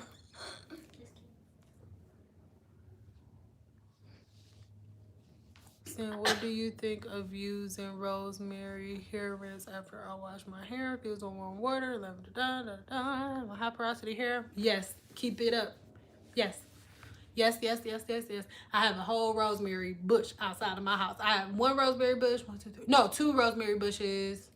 1, 2, 3, 4, 5, 6, 7. 7 sage bushes outside. I am the plant lady. I have a whole downstairs in my house. Yeah. A whole greenhouse downstairs. Rosemary is that hit. Do you hear me? Yes. Everything you just said, yes. Yes. Just don't put heavy oils like coconut oil and castor oil, Jamaican black castor oil, because it blocks the cuticle. But yes, girl. Yes, and yes. Yes, girl. And then peep this though. If you boil it like real tough and then let it sit for about 15 minutes, it'll turn red, right? But if you doing herbs, you can only keep it in the refrigerator so long before it starts to grow bacteria, and then that's not cute and you have to throw it away. But you can make it and then put it in like a silicone, or it don't have to be silicone. Put it in the ice cube little freezer thing, little ice cube tray, and just put it in there and freeze it. And then you can put it in a bag, and you don't have to rush and use it. And every time you need to cleanse your scalp real quick, you can just take it out, yup, and you can be like, I remember that. my boo. I use that to clean my daughter's hair. Thank you for being doing this for 20 years. Love you. Popsicle, Mom, you got your money. Oh no, take it back downstairs. I don't want it. Okay. I love you. Yes. Ooh, yes. Don't. Ooh, girl. Yes. Don't change nothing about the rosemary. Rosemary and rose. That's so funny. Rosemary and rose, fenugreek, walnut oil. Oh, baby. It's right on the tip of my tongue. I can't. I'm gonna give y'all a list. But listen, I am all for natural remedies. But I'm for natural remedies that make sense. I can't stand rice water because it needs to be, it's not rice water. Rice is in the goddamn bowl. That's not rice water. I can understand if y'all did the rice, got it mushy, put the other stuff on the side, and then mixed a bunch of oil in the actual rice, put it in a blender and use it as conditioner. I don't know. Don't do that. I'm not saying do that. But then, okay, it's actually rice water. That is not rice water. Give me a 5 if y'all remember y'all mama or y'all grandma washing the rice out and soaking the rice for like an hour or 2 hours before they eat it because of the arsenic in the rice that they didn't want to get us sick with. My mama just made rice the other day. I'm not against eating rice. My mama been soaking rice before I eat it since I don't ever remember one day of my life, and I'm 30, when my mama cooking rice without soaking it first. And because the YouTuber told y'all to, now we take the stuff that our mothers got off the rice that we didn't want to put in our body, we put that in our damn hair. And we call it rice water. The rice is in the bowl. That is the arsenic that you got off of the water and all of the other pesticides that they put on it to grow it. Like, even when you buy fruits and vegetables from the grocery store, they tell you, oh, make sure you peel the skin off of your cucumbers or stuff like that if it's not organic because of the pesticides that they do. Y'all be using wick rice. Y'all use wick rice to grow y'all hair out. Asians was not using wick rice. They had wells with purified water in it, and there's over 40,000 strains of rice in the world, Craig, not just the city, the world, and it's not the wick rice they was using. It was not. Oh, it's arsenic in there. Apple seeds, I believe, have arsenic. Listen, I'm glad you said that. Everything has arsenic in it, right? Everything. Our water has arsenic in it. The food that we eat has arsenic in it. But peep this. There are low trace amounts of arsenic in our water, in our food, on our apple, everything. But do you know how much of a percentage of arsenic is in the rice water that you're putting on your hair? It's full arsenic. It's extremely high levels of arsenic. And the thing is, people with high porosity hair is working out for them. We already explained that. But people with low porosity hair and people with pre-existing conditions, people that have certain diseases or certain disorders, have horrible reactions to rice water. Because rice water is not rice water. The rice is in the bowl. The rice is in the bowl. That's the juice from the wick rice.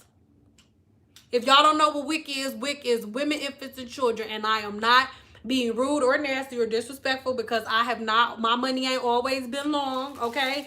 When I first got pregnant with her, it was early. It was like, dun, dun, dun, wow. I was like, we just got pregnant. We just got married 5 minutes ago. I'm pregnant today. So I was on wick for maybe like 2-3 months until I couldn't take it no more. because I didn't like them acting funny towards me when I got to the thing. But I'm not knocking nobody. That's the wick rice. I know it's the wick rice because I used to buy the wick rice. That's the damn wick rice. Hmm? 1 year later, I was born. 1 year later, you was born. Boom. You didn't even get.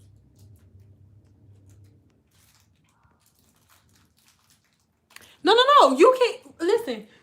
When I first made the rice water video, everybody was mad like, "Oh, we eat rice every day." Me too.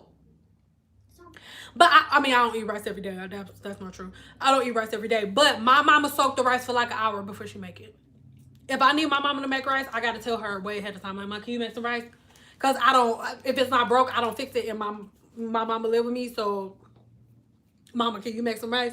She soaked the rice for hours. Y'all, most people would take the water that my mama is taking off the rice. If your mama soaking the rice, it's because it's something on there that she want to get off. So what's left in the bowl after you drain the rice out, that's the stuff our mamas was soaking off, and y'all putting it in y'all hair and then smelling like ass sickles, coming to y'all hairstylist, sitting in the chair like, "Well, I got rice water," and then y'all leave y'all hairstylist, and y'all hairstylist whole chair, whole shampoo bowl, whole room smell like booty meat for 45 minutes. I gotta detox my whole goddamn place to smell like booty meat, booty sprinkles, because you wanna use the damn the arsenic water. Like, it's not rice. The rice is in a bowl. You can't say it's rice water when the rice over there. What the hell? Like, like what's going on? If you soak some grapes in a bowl, if you soak grapes in a bowl overnight, and then only thing that's getting off the grapes, because the grapes not necessarily being penetrated that much. So the only thing that's left in the bowl is the stuff that was on the outside of the grapes. Are you gonna call that water grape juice? No. That's the damn water with all of the debris that was on top of the grapes. But even so, if y'all don't call grapes that's been sitting in water for 72 hours grape juice, why the hell are we calling water that's been sitting in rice for 24 hours or 72 hours rice water?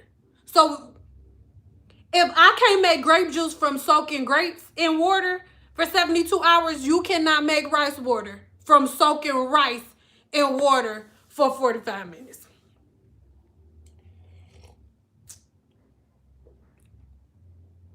Rose water is of the gods. Do you hear me? Rose water's natural pH balance is the same as your hair, because our hair's natural pH balance is about 5.5. Excuse me. And so is rose water. So rose water is awesome because let's say you have minor heat, like not even, I won't even say heat damage, but just like if your scalp is dirty, your scalp needs to be cleansed, it is an excellent antiseptic for you to use on your scalp on a regular basis. The reason that I'm having a little auntie about to come in town, so my skin is a little good. But I use rice water on my rice water, Lord God, rose water. I use rose water as an estrogen for my face. I don't put alcohol on it in the morning because my skin is oily and sensitive.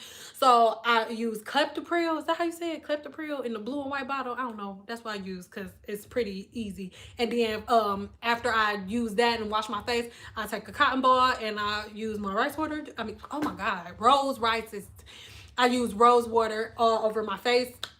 And then if you was to put rose water on your hair shaft, it is so amazing at balancing your hair's natural pH balance back. So let's say you have braids and stuff like that in your hair, and actually the way that everybody uses apple cider vinegar, you can use rose water. So instead of using apple cider vinegar, you can use rose water. And understand, some people may be like, "Oh, it don't cleanse the scalp as much." You realize that if you actually washing your hair more than like once every 2-3 months, you don't really have to do a deep cleansing on the follicle if you cleansing it every other day like you're supposed to. And if let's say you have a silk press, people are like, "Oh, I got silk press, I want to get my hair wet." You don't have to get your hair wet. You can use almond oil mixed with tea tree, and when you mix that, the almond oil particles are so small that even if you have really thin hair, it's not going to weigh your hair down because it's going to seep straight into the follicle and straight into the cuticle to cleanse your scalp. That's it.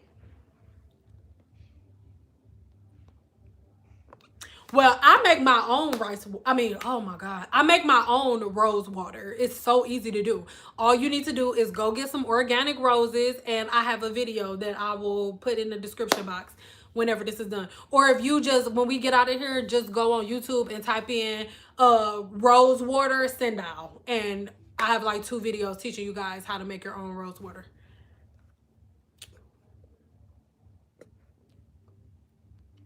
But you can literally make it yourself. All you need is a dozen roses and some water. That's it. And you can distill it in your kitchen. It's easy. Like, all you need is a big pot, well, a deep pot, a little glass beaker that you can sit in the middle of it, and a top that you can sit upside down with a little, you know how you had a little tops like this? Like a top that's going boop, upside down. Rose water. Easy. Organic roses, all you need to buy. Nothing else.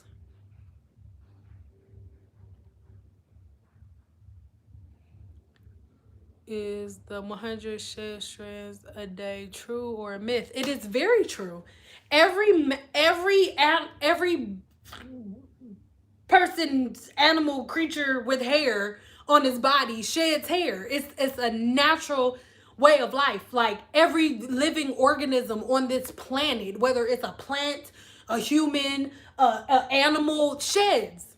Everybody. Plants shed. Everybody sheds. Yes. As a human being, everybody is losing a minimum of 100 strands of hair a day.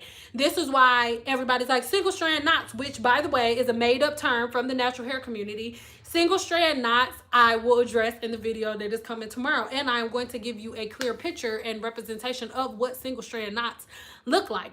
Because if all of your hair is curly, and it's like this, you got a whole bunch of curls like this, and they all like curled up and linked on top of each other, because our curls don't be separated. They be like this, especially if you ain't combing your hair as much as you're supposed to. You got a bunch of hair that's like this, right? And then at the top, you have a whole bunch of hairs that's shedding. You have 100-something hairs shedding per day. But the average black woman is only combing her hair maybe once every couple of weeks. And every day you have hundreds of hair falling from here. And all of those hairs are falling on curly hair that's twisted up and locked up together, right? Because you haven't combed it out. So as it's coming down curls. So what does it do? It makes a knot. The same way that if you had a whole bunch of curly pieces of dental floss hanging down and then you started cutting pieces at the top, those pieces aren't just going to fall on the ground. If you leave them there over time, as they move around, they're going to turn into knots. That's what single strand knots are. Single strand knots are AKA the result of women with curly hair not detangling their hair and combing out the hair that sheds naturally out enough. That's what single strand knots are. And people have a problem with hearing that. If you have a bunch of single strand knots, you do not comb your hair enough in one day. You do not comb your hair enough in 1 week. Sorry.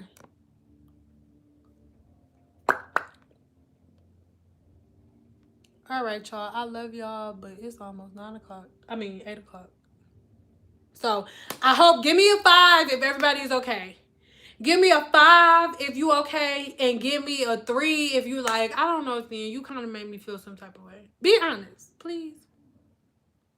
I just want to know if I'm spreading love or, you know.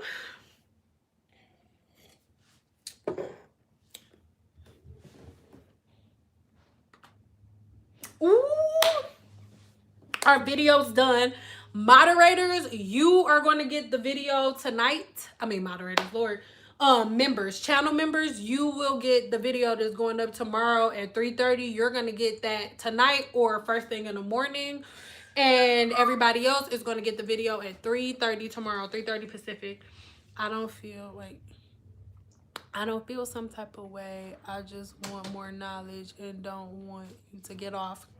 Listen, I'm gonna be back tomorrow, I promise, but I gotta be a mama and stuff, cause she like, my daughter is a Capricorn, and I didn't know how y'all was.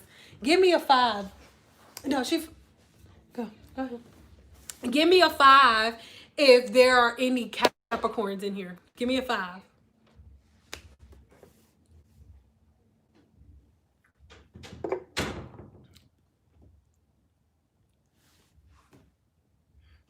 Listen, Capricorns, I didn't know. I didn't know. I didn't know. I have two. I have two of you. I have two Capricorns that came out of my uterus. And, it's, it's,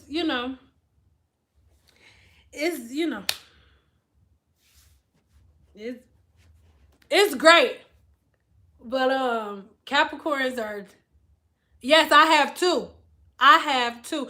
But Lord, I didn't know it was his fault. Like, what's your zodiac sign if you in April? I'm for real. I don't know. I don't remember. Let me know what your zodiac sign is if your birthday in April. I was supposed to have a Capricorn and whatever your zodiac sign would be if your birthday was April 26th. Or Aries. Oh, Lord. No. That's worse. I mean, not worse. I love y'all too, but I mean, to raise them. Aries are crazier. Ooh, I'm sorry for complaining. Thank you. Oh my God. A Taurus, which one? If it was a Gemini or an Aries, I am grateful. A Gemini? Oh Lord. Oh Lord, let me shut the hell up. I don't need to tell this story. Anyway, my daughter's birthday is December 30th and my son's birthday is January 15th. So I have two Capricorns in my house. Aries. I love Aries though. Aries are like my favorite rapper and one of my favorite singers are Aries. And they together. Pastor Sean, Big Sean, and Pastor Janae, that's what I call them. I love Aries, but they're crazy. You guys are nuts. Are there any Aries in here? Give me a 3. You're nuts. You're crazy. You guys are crazy. Aries be like, you have an Aries friend, you got to be like, okay, before I tell you this, wait, don't get mad, just listen. And then when you say that, they be like, what? What they do? And you be like, calm down. I'm talking about my mom. You gonna beat my mom up? Maybe. What she say? Aries are crazy. A Taurus. Oh, a Taurus not too. A Taurus not. My brother-in-law, a Taurus. He not that bad. I mean, he not bad, but anywho, my life. I have two Capricorns. Capricorns. Let me tell you something. First of all, the perfect mate for a Cancer is Capricorn, and me and my husband are both, our birthday is actually the same day. I know, super cute. I know, I thought so too until I had to buy him stuff on my birthday. Anywho, so me, they say that the perfect mate for a Cancer is a Capricorn, and we had two, so I'm super blessed. But my children, this is how conversations go with my daughter, or if I like walk in on my daughter talking. I remember this one time she was playing this game and she didn't know I was behind her. Every time I tell the story, she be like, I did not say that, but I definitely remember this happening. She was playing her game and she was like, I'm so good at this. Like, it doesn't matter what level I go on, I never lose. Like, I'm so good at this. Like, no one can beat me. That's my daughter. Got another one better. This is my son. I'm just not getting up. Oh, I want to get up and show y'all, but I'm not.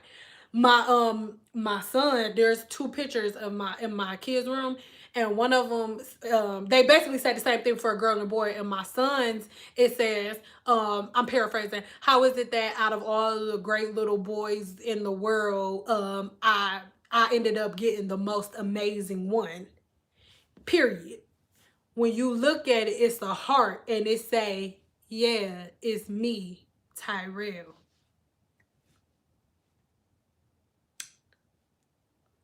Oh, okay. Don't know who you were writing that for. If you needed to tell people, that actually I have it. You guys want to see? So it actually, I'm gonna read it word for word. How is it possible that out of all the little boys in the world, in the whole world, we got the best one. And the writing that you will see is what my son wrote. This is life with 2 Capricorn children. It's me. It's me. I am Tyrell. Like, just in case you was wondering about who the little boy is that she talking about, it's me. I'm Tyrell. This is my life raising 2 Capricorns at the same time. So, if there are any fellow Capricorns in here, you guys, let me just say, I know that you guys are the GOAT. You don't have to tell me. I know. I had my uterus cut open twice and 2 Capricorns came out. And they make sure they let me know that they are the best thing since sliced bread every chance they get. Because apparently that's what Capricorns do. Anytime I do a roll call, next time I'm going to do a zodiac call as soon as we start. And watch, I'm going to be like, okay, everybody drop their zodiac signs.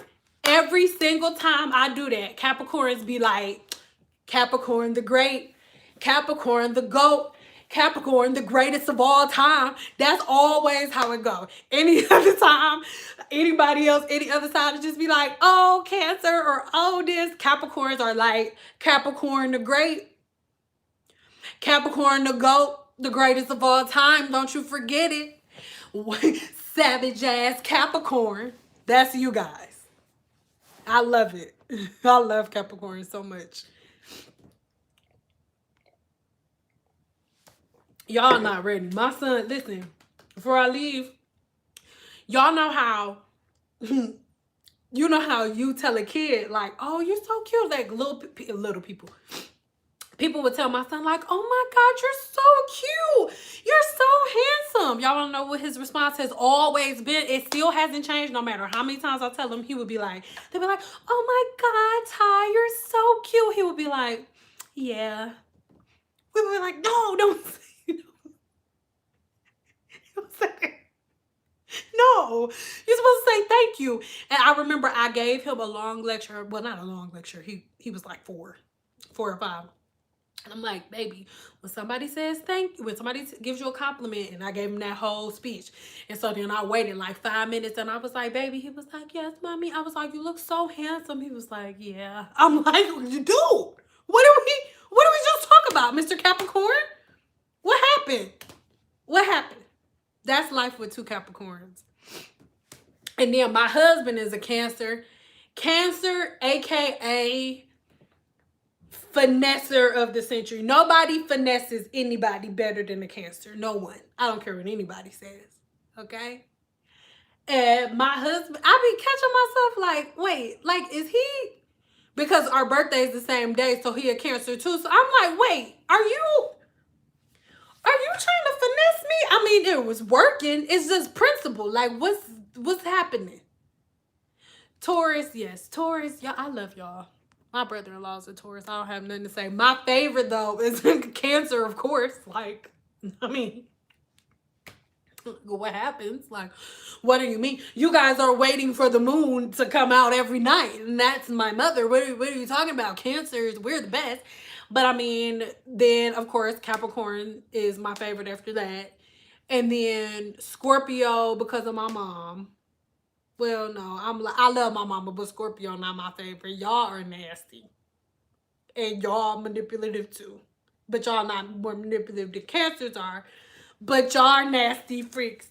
Y'all some nasty freaky people. Like, it don't matter what somebody talking about. You could be talking about like, ooh, I want grapes. Like, oh, I know where I could put some grapes. You be like, what are you talking about? Like, what? Like, you guys are freaks. Aries. I love Aries. Like, you guys are one of my favorites. Like, that's for sure my favorite list. And y'all know who my least favorite is. If enough, everybody try to guess my least favorite zodiac sign, and then if enough people guess it, I'll say it. 1, 2, 3. What do you think my least favorite is?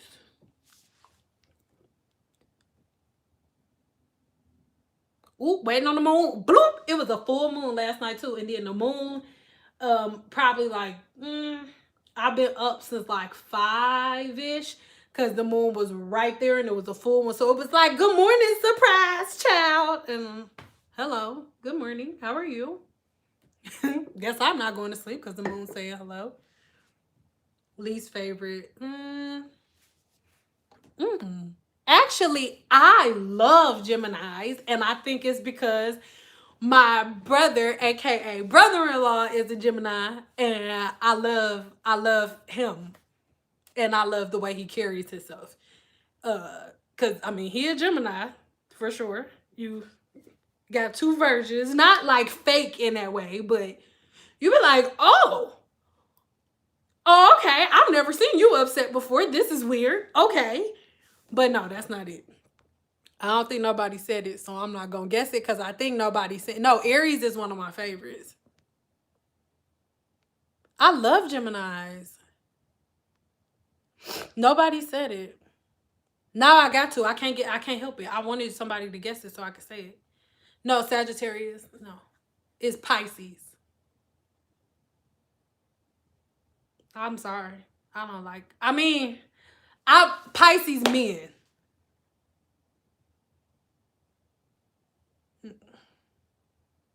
No, Pisces. Well, I can't. I'm pretty sure Pisces women are like that too. I don't know. I'm not gonna speak on Pisces women, but Pisces men. Oh baby. Oh baby. My brother one. Somebody else I knew was one. Oh Lord, they just dusty. I didn't see you say Pisces, y'all. I don't like y'all. Only because I mean, men, if you a man and you a Pisces, I do not like you. I just don't. Because I know that you like that. I just know you are because this is why I don't like Pisces. Pisces are I ain't gonna say that because that's rude. But Pisces put on this face like, yeah, I see you. Yeah, I love they be everything you want them to be. Like everything. And I ain't necessarily talking about relationship, like I said, my brother a Pisces too. Like they be everything you want because they observe it like they are sitting back watching and you think that they watching because they paying attention. Yeah, I'm listening. No, they looking at you to learn your patterns. So when it works to their advantage, they can like they can use all of the things that they learned about you to their own advantage, to their own benefit, and try to start like finessing you and stuff. And then once they fit, once a Pisces, I'm only speaking on men. I don't know how Pisces women are, but once a Pisces man wants something, he's gonna get it. And I mean, not necessarily he gonna get it, but he don't care about anything like that he do. Like it don't matter if it hurts you. It's like, no, this is what I want. And I'ma do it and I don't give a damn how you feel about it. And then after they get what they want, they still won't come and say sorry. Cause they real prideful. Be like, oh no, you should have known I was trying to finesse you. What you want me to do? I don't know. They just get ghosted, still be trying to play that role. Like a Pisces will play you and be rude and disrespectful to you, but then they still finessing you and manipulating you. Like, was you using me or did I use you? I know you put the phone bill in my name, but did I tell you? Did you? Did I tell you I could? Maybe I did. I don't know. Like that, I don't like y'all. And the main reason I don't like it is because I'm a Cancer and you don't finesse a Cancer. You just don't. You don't play me. Energy is my first language. Like emotion, a Cancer, we operate in emotion, so we read all of them. Manipulative ones. I know you lying. I know you telling the truth. Like all of that. Like don't do that. Don't. If you gonna lie to any sign, don't lie to a Cancer. Don't do that. I ain't never met no loyal one. I ain't never met no, and I'm not saying I'm not saying everybody's like that. Cause I just found out about a super dusty Cancer. Then I'm like, she a Cancer? No, we kicking her out. She gotta change her birthday. She not a Cancer. It's actually a lot of people I'll be meeting. I mean, not a lot. There's like 3, 4 people I have found out recently. They had cancer. No, she broke. Somebody dropped her. She a broke cancer. Not broke like she don't got no money. Somebody dropped her. This isn't normal. I don't know. I don't believe it. I don't. I've been trying to kick people out the cancer group because I just feel like some people need cancers. Give me a 4 if you a cancer in here, and let me know if you know the number that we can call to keep people out the group because I just feel like like Capricorn stuff. Only certain people, like if you're a Capricorn, you gotta carry yourself in a certain way. Okay. And I believe that if you like, I don't love myself, you're not allowed to be a Capricorn because Capricorns think they better than you when they born. My daughter was rolling her eyes at people when she was like 5. She wasn't even 5 hours old. And somebody came in there and they went to hold her and she was like, babies can barely open their eyes, but Capricorn babies can roll them motherfuckers after they've been on Earth for 5 hours. My daughter was like, he was like, did your baby just roll her eyes at me? I was like, I guess she don't like you. And then peep game, we don't talk to them no more. I'm like, my baby looked at him and was like, nigga, you ain't shit. Like off rip when she was a baby. And we should listen to baby. I love Capricorns, but I just feel like we need some type of I'm gonna do another live just for cancers so we can figure out what we gonna do to like make sure only certain people are allowed in our group. Because I don't care. It's like, I mean, not only certain people are allowed, but like all cancers need to meet and like we need to, because you making us look bad. They think we cry all the time and everything. Like,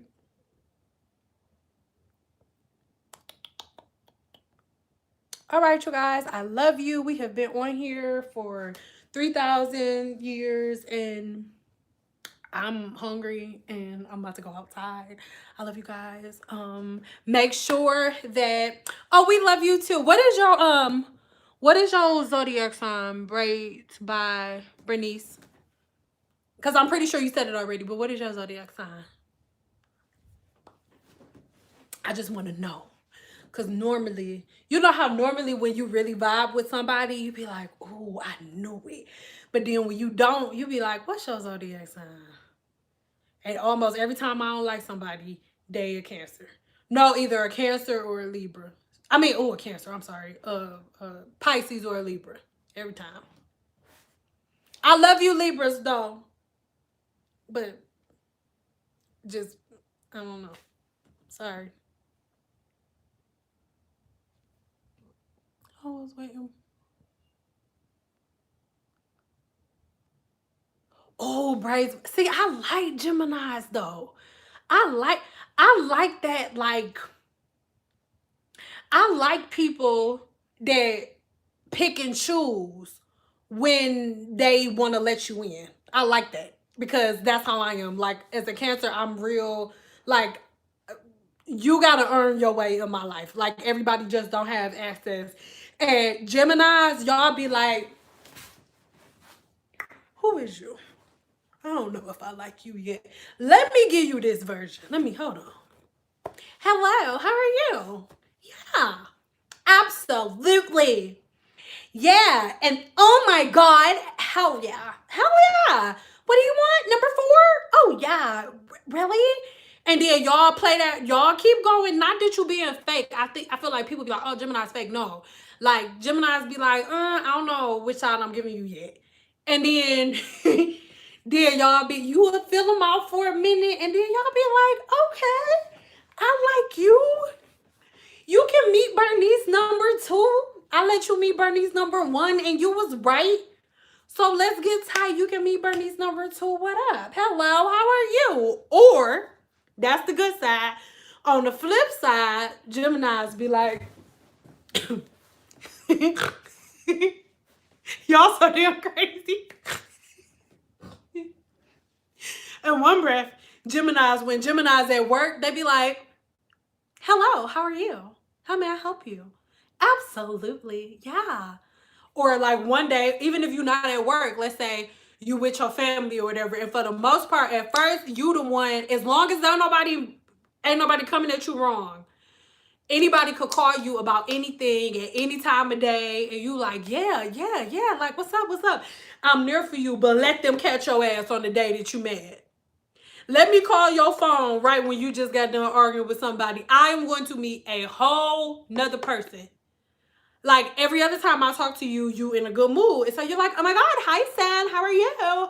And okay, I'm gonna tell y'all this story about my brother, and then we're gonna be done. I'm not giving details at all, but we was having a conversation, and you know how men be like complaining about stuff or whatever. So it was just a thing that women normally do. Something that women normally do. You know how we leave stuff for our husband pick up because we know we're gonna pick him up, and there was stuff like that. Any other time that I talked to him, it was at this point I had only seen one side, right? Only one side of the Gemini, right? And I always thought, yeah, sis, yeah, whatever you want, I got you. Like he would do anything for me. But this day in particular, he was irritated about something.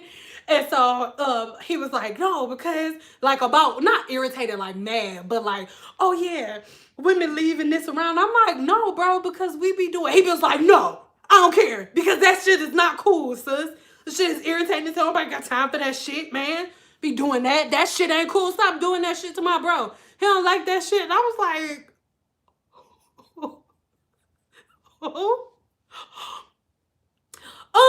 okay, like who's this guy? And it's not that it scared me. I was just like, who the fuck is? Oh, like, as my husband's FaceTiming them, I was like, am I in trouble? Who the fuck?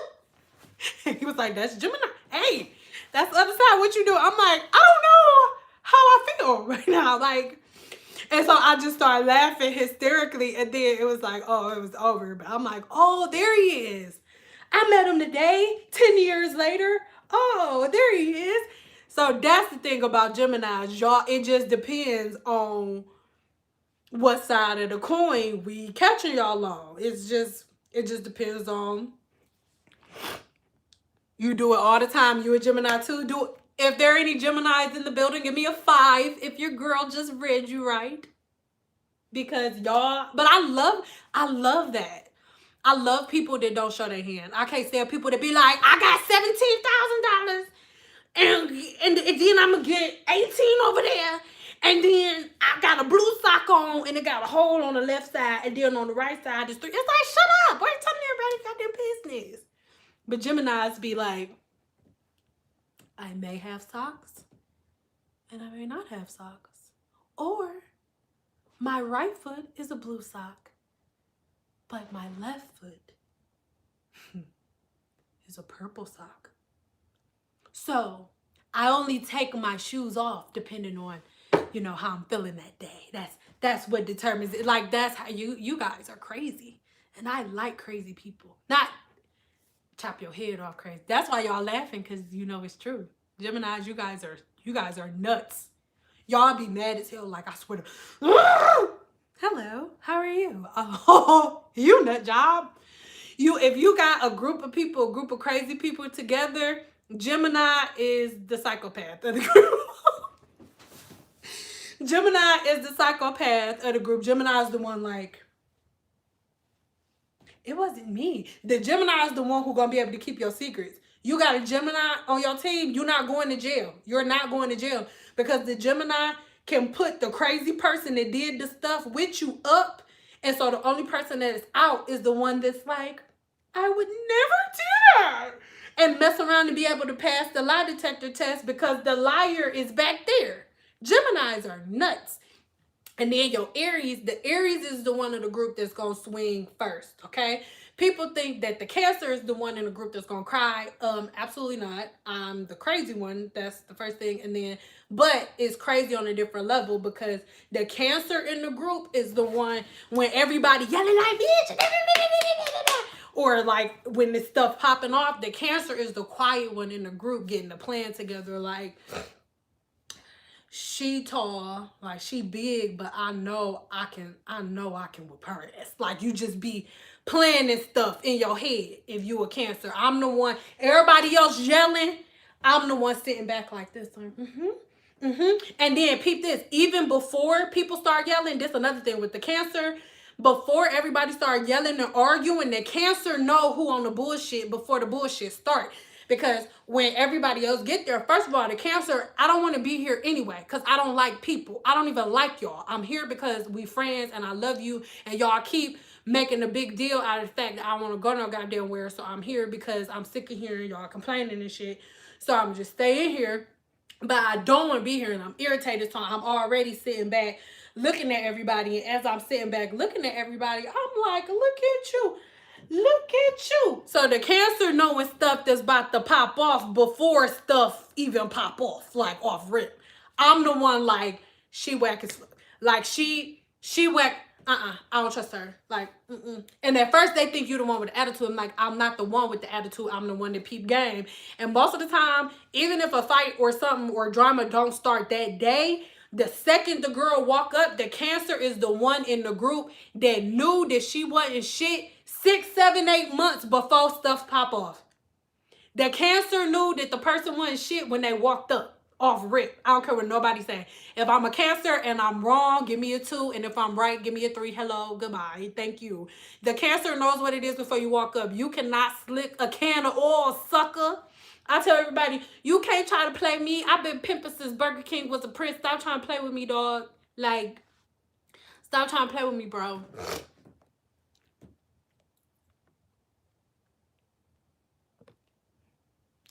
Ooh, baby, listen, Libras, let me tell you something. And then we gonna go. Look, the Libra just said, show up planning an exit strategy. You better say it. Listen, because the Libra and the Cancer then peeped out and they see who all the fuck boys and fuck girls are, right? That's what the Cancer do. But the Libra is like, Libras, this y'all. Libras are like, this about to be a blast. Libra, it was your idea in the first goddamn place to go out. You the one who wanted to come here, Libra. This was your idea. You make a big place. Let's go out. Let's have fun. Live it up. Turn up. Hey. And then, but in the back of a Libra's mind, the only reason you want to go out is because you like, when I go out, everybody that's there, they better play this type of music. They better have these type of drinks. Nobody better not look at me crazy. If somebody talk to me smart, I'm going to slap the shit out of them. I swear to God, this is my list and this is how everything needs to go. And if everything on this list do not check out, I'm leaving every fucking body. I'm leaving everybody. And I don't care. I'm about to go. And if y'all want to go, if you want to come with me, you better come on. Because Libras will get the fuck on.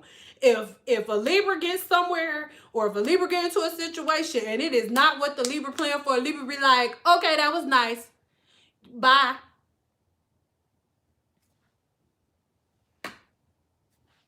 Your ex-husband Libra, listen, my husband's cousin is a Libra. And that's all I'm going to say.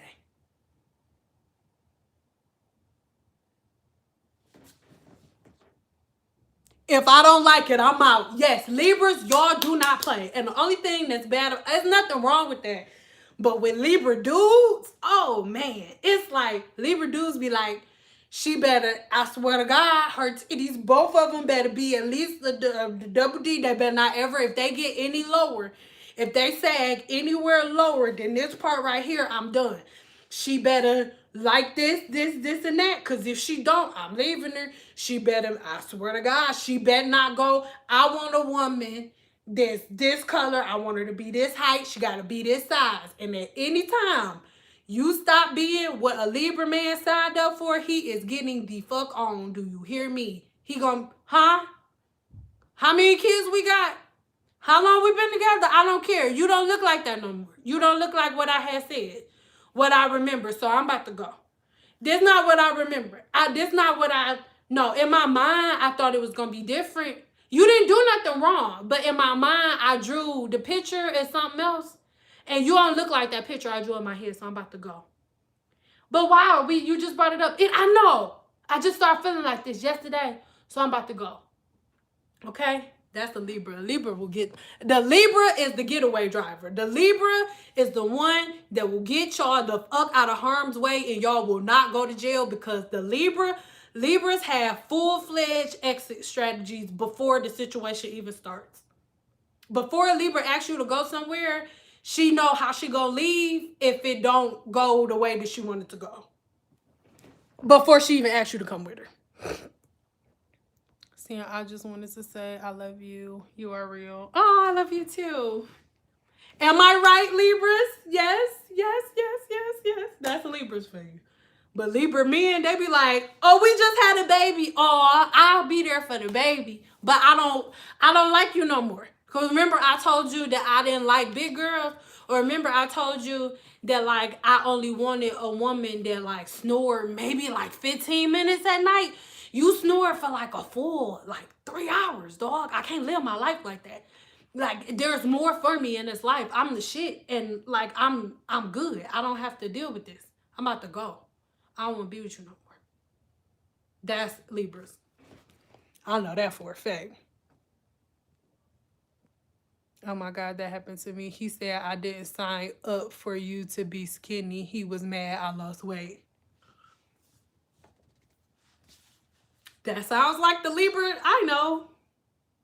That's how Libra men be like, what did I say? What Libra men, they be like, remember that text message I sent you when we first got together? You gonna be like, that was like 14 years ago. We didn't even have text messaging then. That was 30 years ago. We didn't have text messages. It was a no. You don't got that letter? I told you I only wanted a woman this weight. Remember I said as long as you don't go over 230 pounds. I told you I don't like skinny women. I told you I didn't want you to gain no weight. And you see the list? All these boxes is unchecked now. I can't do it. But you'll be like, but it's 35 boxes. Only 4 of them are unchecked. It doesn't matter. I'm a goat. And I want what I want. That's a Libra for you. That is a Libra for you. But I don't know. Cancer men are different. I've been with my husband since I was 19, so it's not like I'm like, oh yeah, and this zodiac, I've been with this zodiac, and I've been with this zodiac. But Cancer men are very different. If you are sensitive, you cannot be with a Cancer man. Because Cancers are so protective of their energy and their emotions that they're not going to allow you to make them feel uncomfortable without letting you know first. They give you a chance. So if I remember I was like on my weight loss journey, and I was losing weight, but before I got to the weight that my husband didn't like, he was like, babe, I know you like working out and stuff, but I don't. And I was like, what? But I don't. What does that mean, Ty? I don't. You getting too skinny. I don't like that. You know I don't like skinny girls. When we got together, I remember I told you I don't like. I like them thick. Like, and you. I mean, you. It's cakes on the menu, but it's not as much. He didn't say cakes on the menu. He was just like, I mean, it's still ass back there, but it's not ass. Those was his exact words. He was like, you still got ass, but I need you to get your ass back. Because now you got ass. I need you to get your ass back. You said ass. Now it's just ass. And I was like, oh, okay. So getting too skinny? He's like, you're not too skinny now. I could just see you going there. But the thing is, I don't have anything to say because I'm a Cancer too. So I'm the same way. Like, my husband can shave and 5 minutes later, his hair is growing back. I'm like, hey, um, can you go get a haircut? Like, cause you just making stuff is just not, it's not moving like it like when I look at you, I need to be like, ooh, yes. And like right now I'm like, ooh, but not, I'm like, yes, but not, no, I'm like, ooh, but not, I need to be like, ooh, yes. But I'm just like, oh, so can you cut that? Like, and to me, that's what makes a relationship. Like, we should be able to talk to each other. We should be able to say stuff. But I don't play that. I'm not living my life like that. And I'm not talking about you, girl, not you. Because, like, who leaves because you get skinny? That's weird. Like, I don't think Ty would have left. He would have just, like, started trying to feed. I don't know. But we're not going there talking about me. I'm about to go to bed. Yeah, I heard cancers are usually fuller and like fuller bodies. I mean, I guess I'm fuller. And my husband is oh, I gotta I'm about to get off here. I got something to do. Cause my husband is I likes me a thick man. Yes. I love Yaya. I love Yaya. Just to let y'all know, Yaya got inches. Yaya hair like down here. Hello. Our moderator got inches. Hello, how about that? I mean, y'all know how I feel about my husband. Y'all know that when he come in here, I just be like, don't come in here while I'm live. You can stay down. Just don't know. Leave me alone. Text me if you want to tell me something, because you distracted me. Cause like, I believe that the original man, the first man that God ever made. Then after this, I'm getting off. Love you more. After this, I'm getting off for real. I believe that the first man that God ever made looked just like my goddamn husband, or just like men who look like my husband, just like it was hot. So I don't think they kept hair that long. Like I don't think like back in the when they first came out, they weren't trying to like get fades and crispy lineups. I feel like they was just like they're like shaving them like bald, because he bald. I don't know why I'm so into his bald head. Like he's had everything like three. We ain't going there anyway.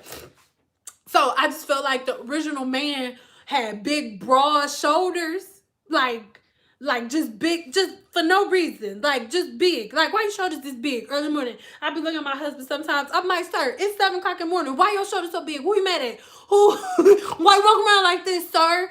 Why your shoulders so big? That's what I'm talking about. I like that shit. Like he just look like he could just.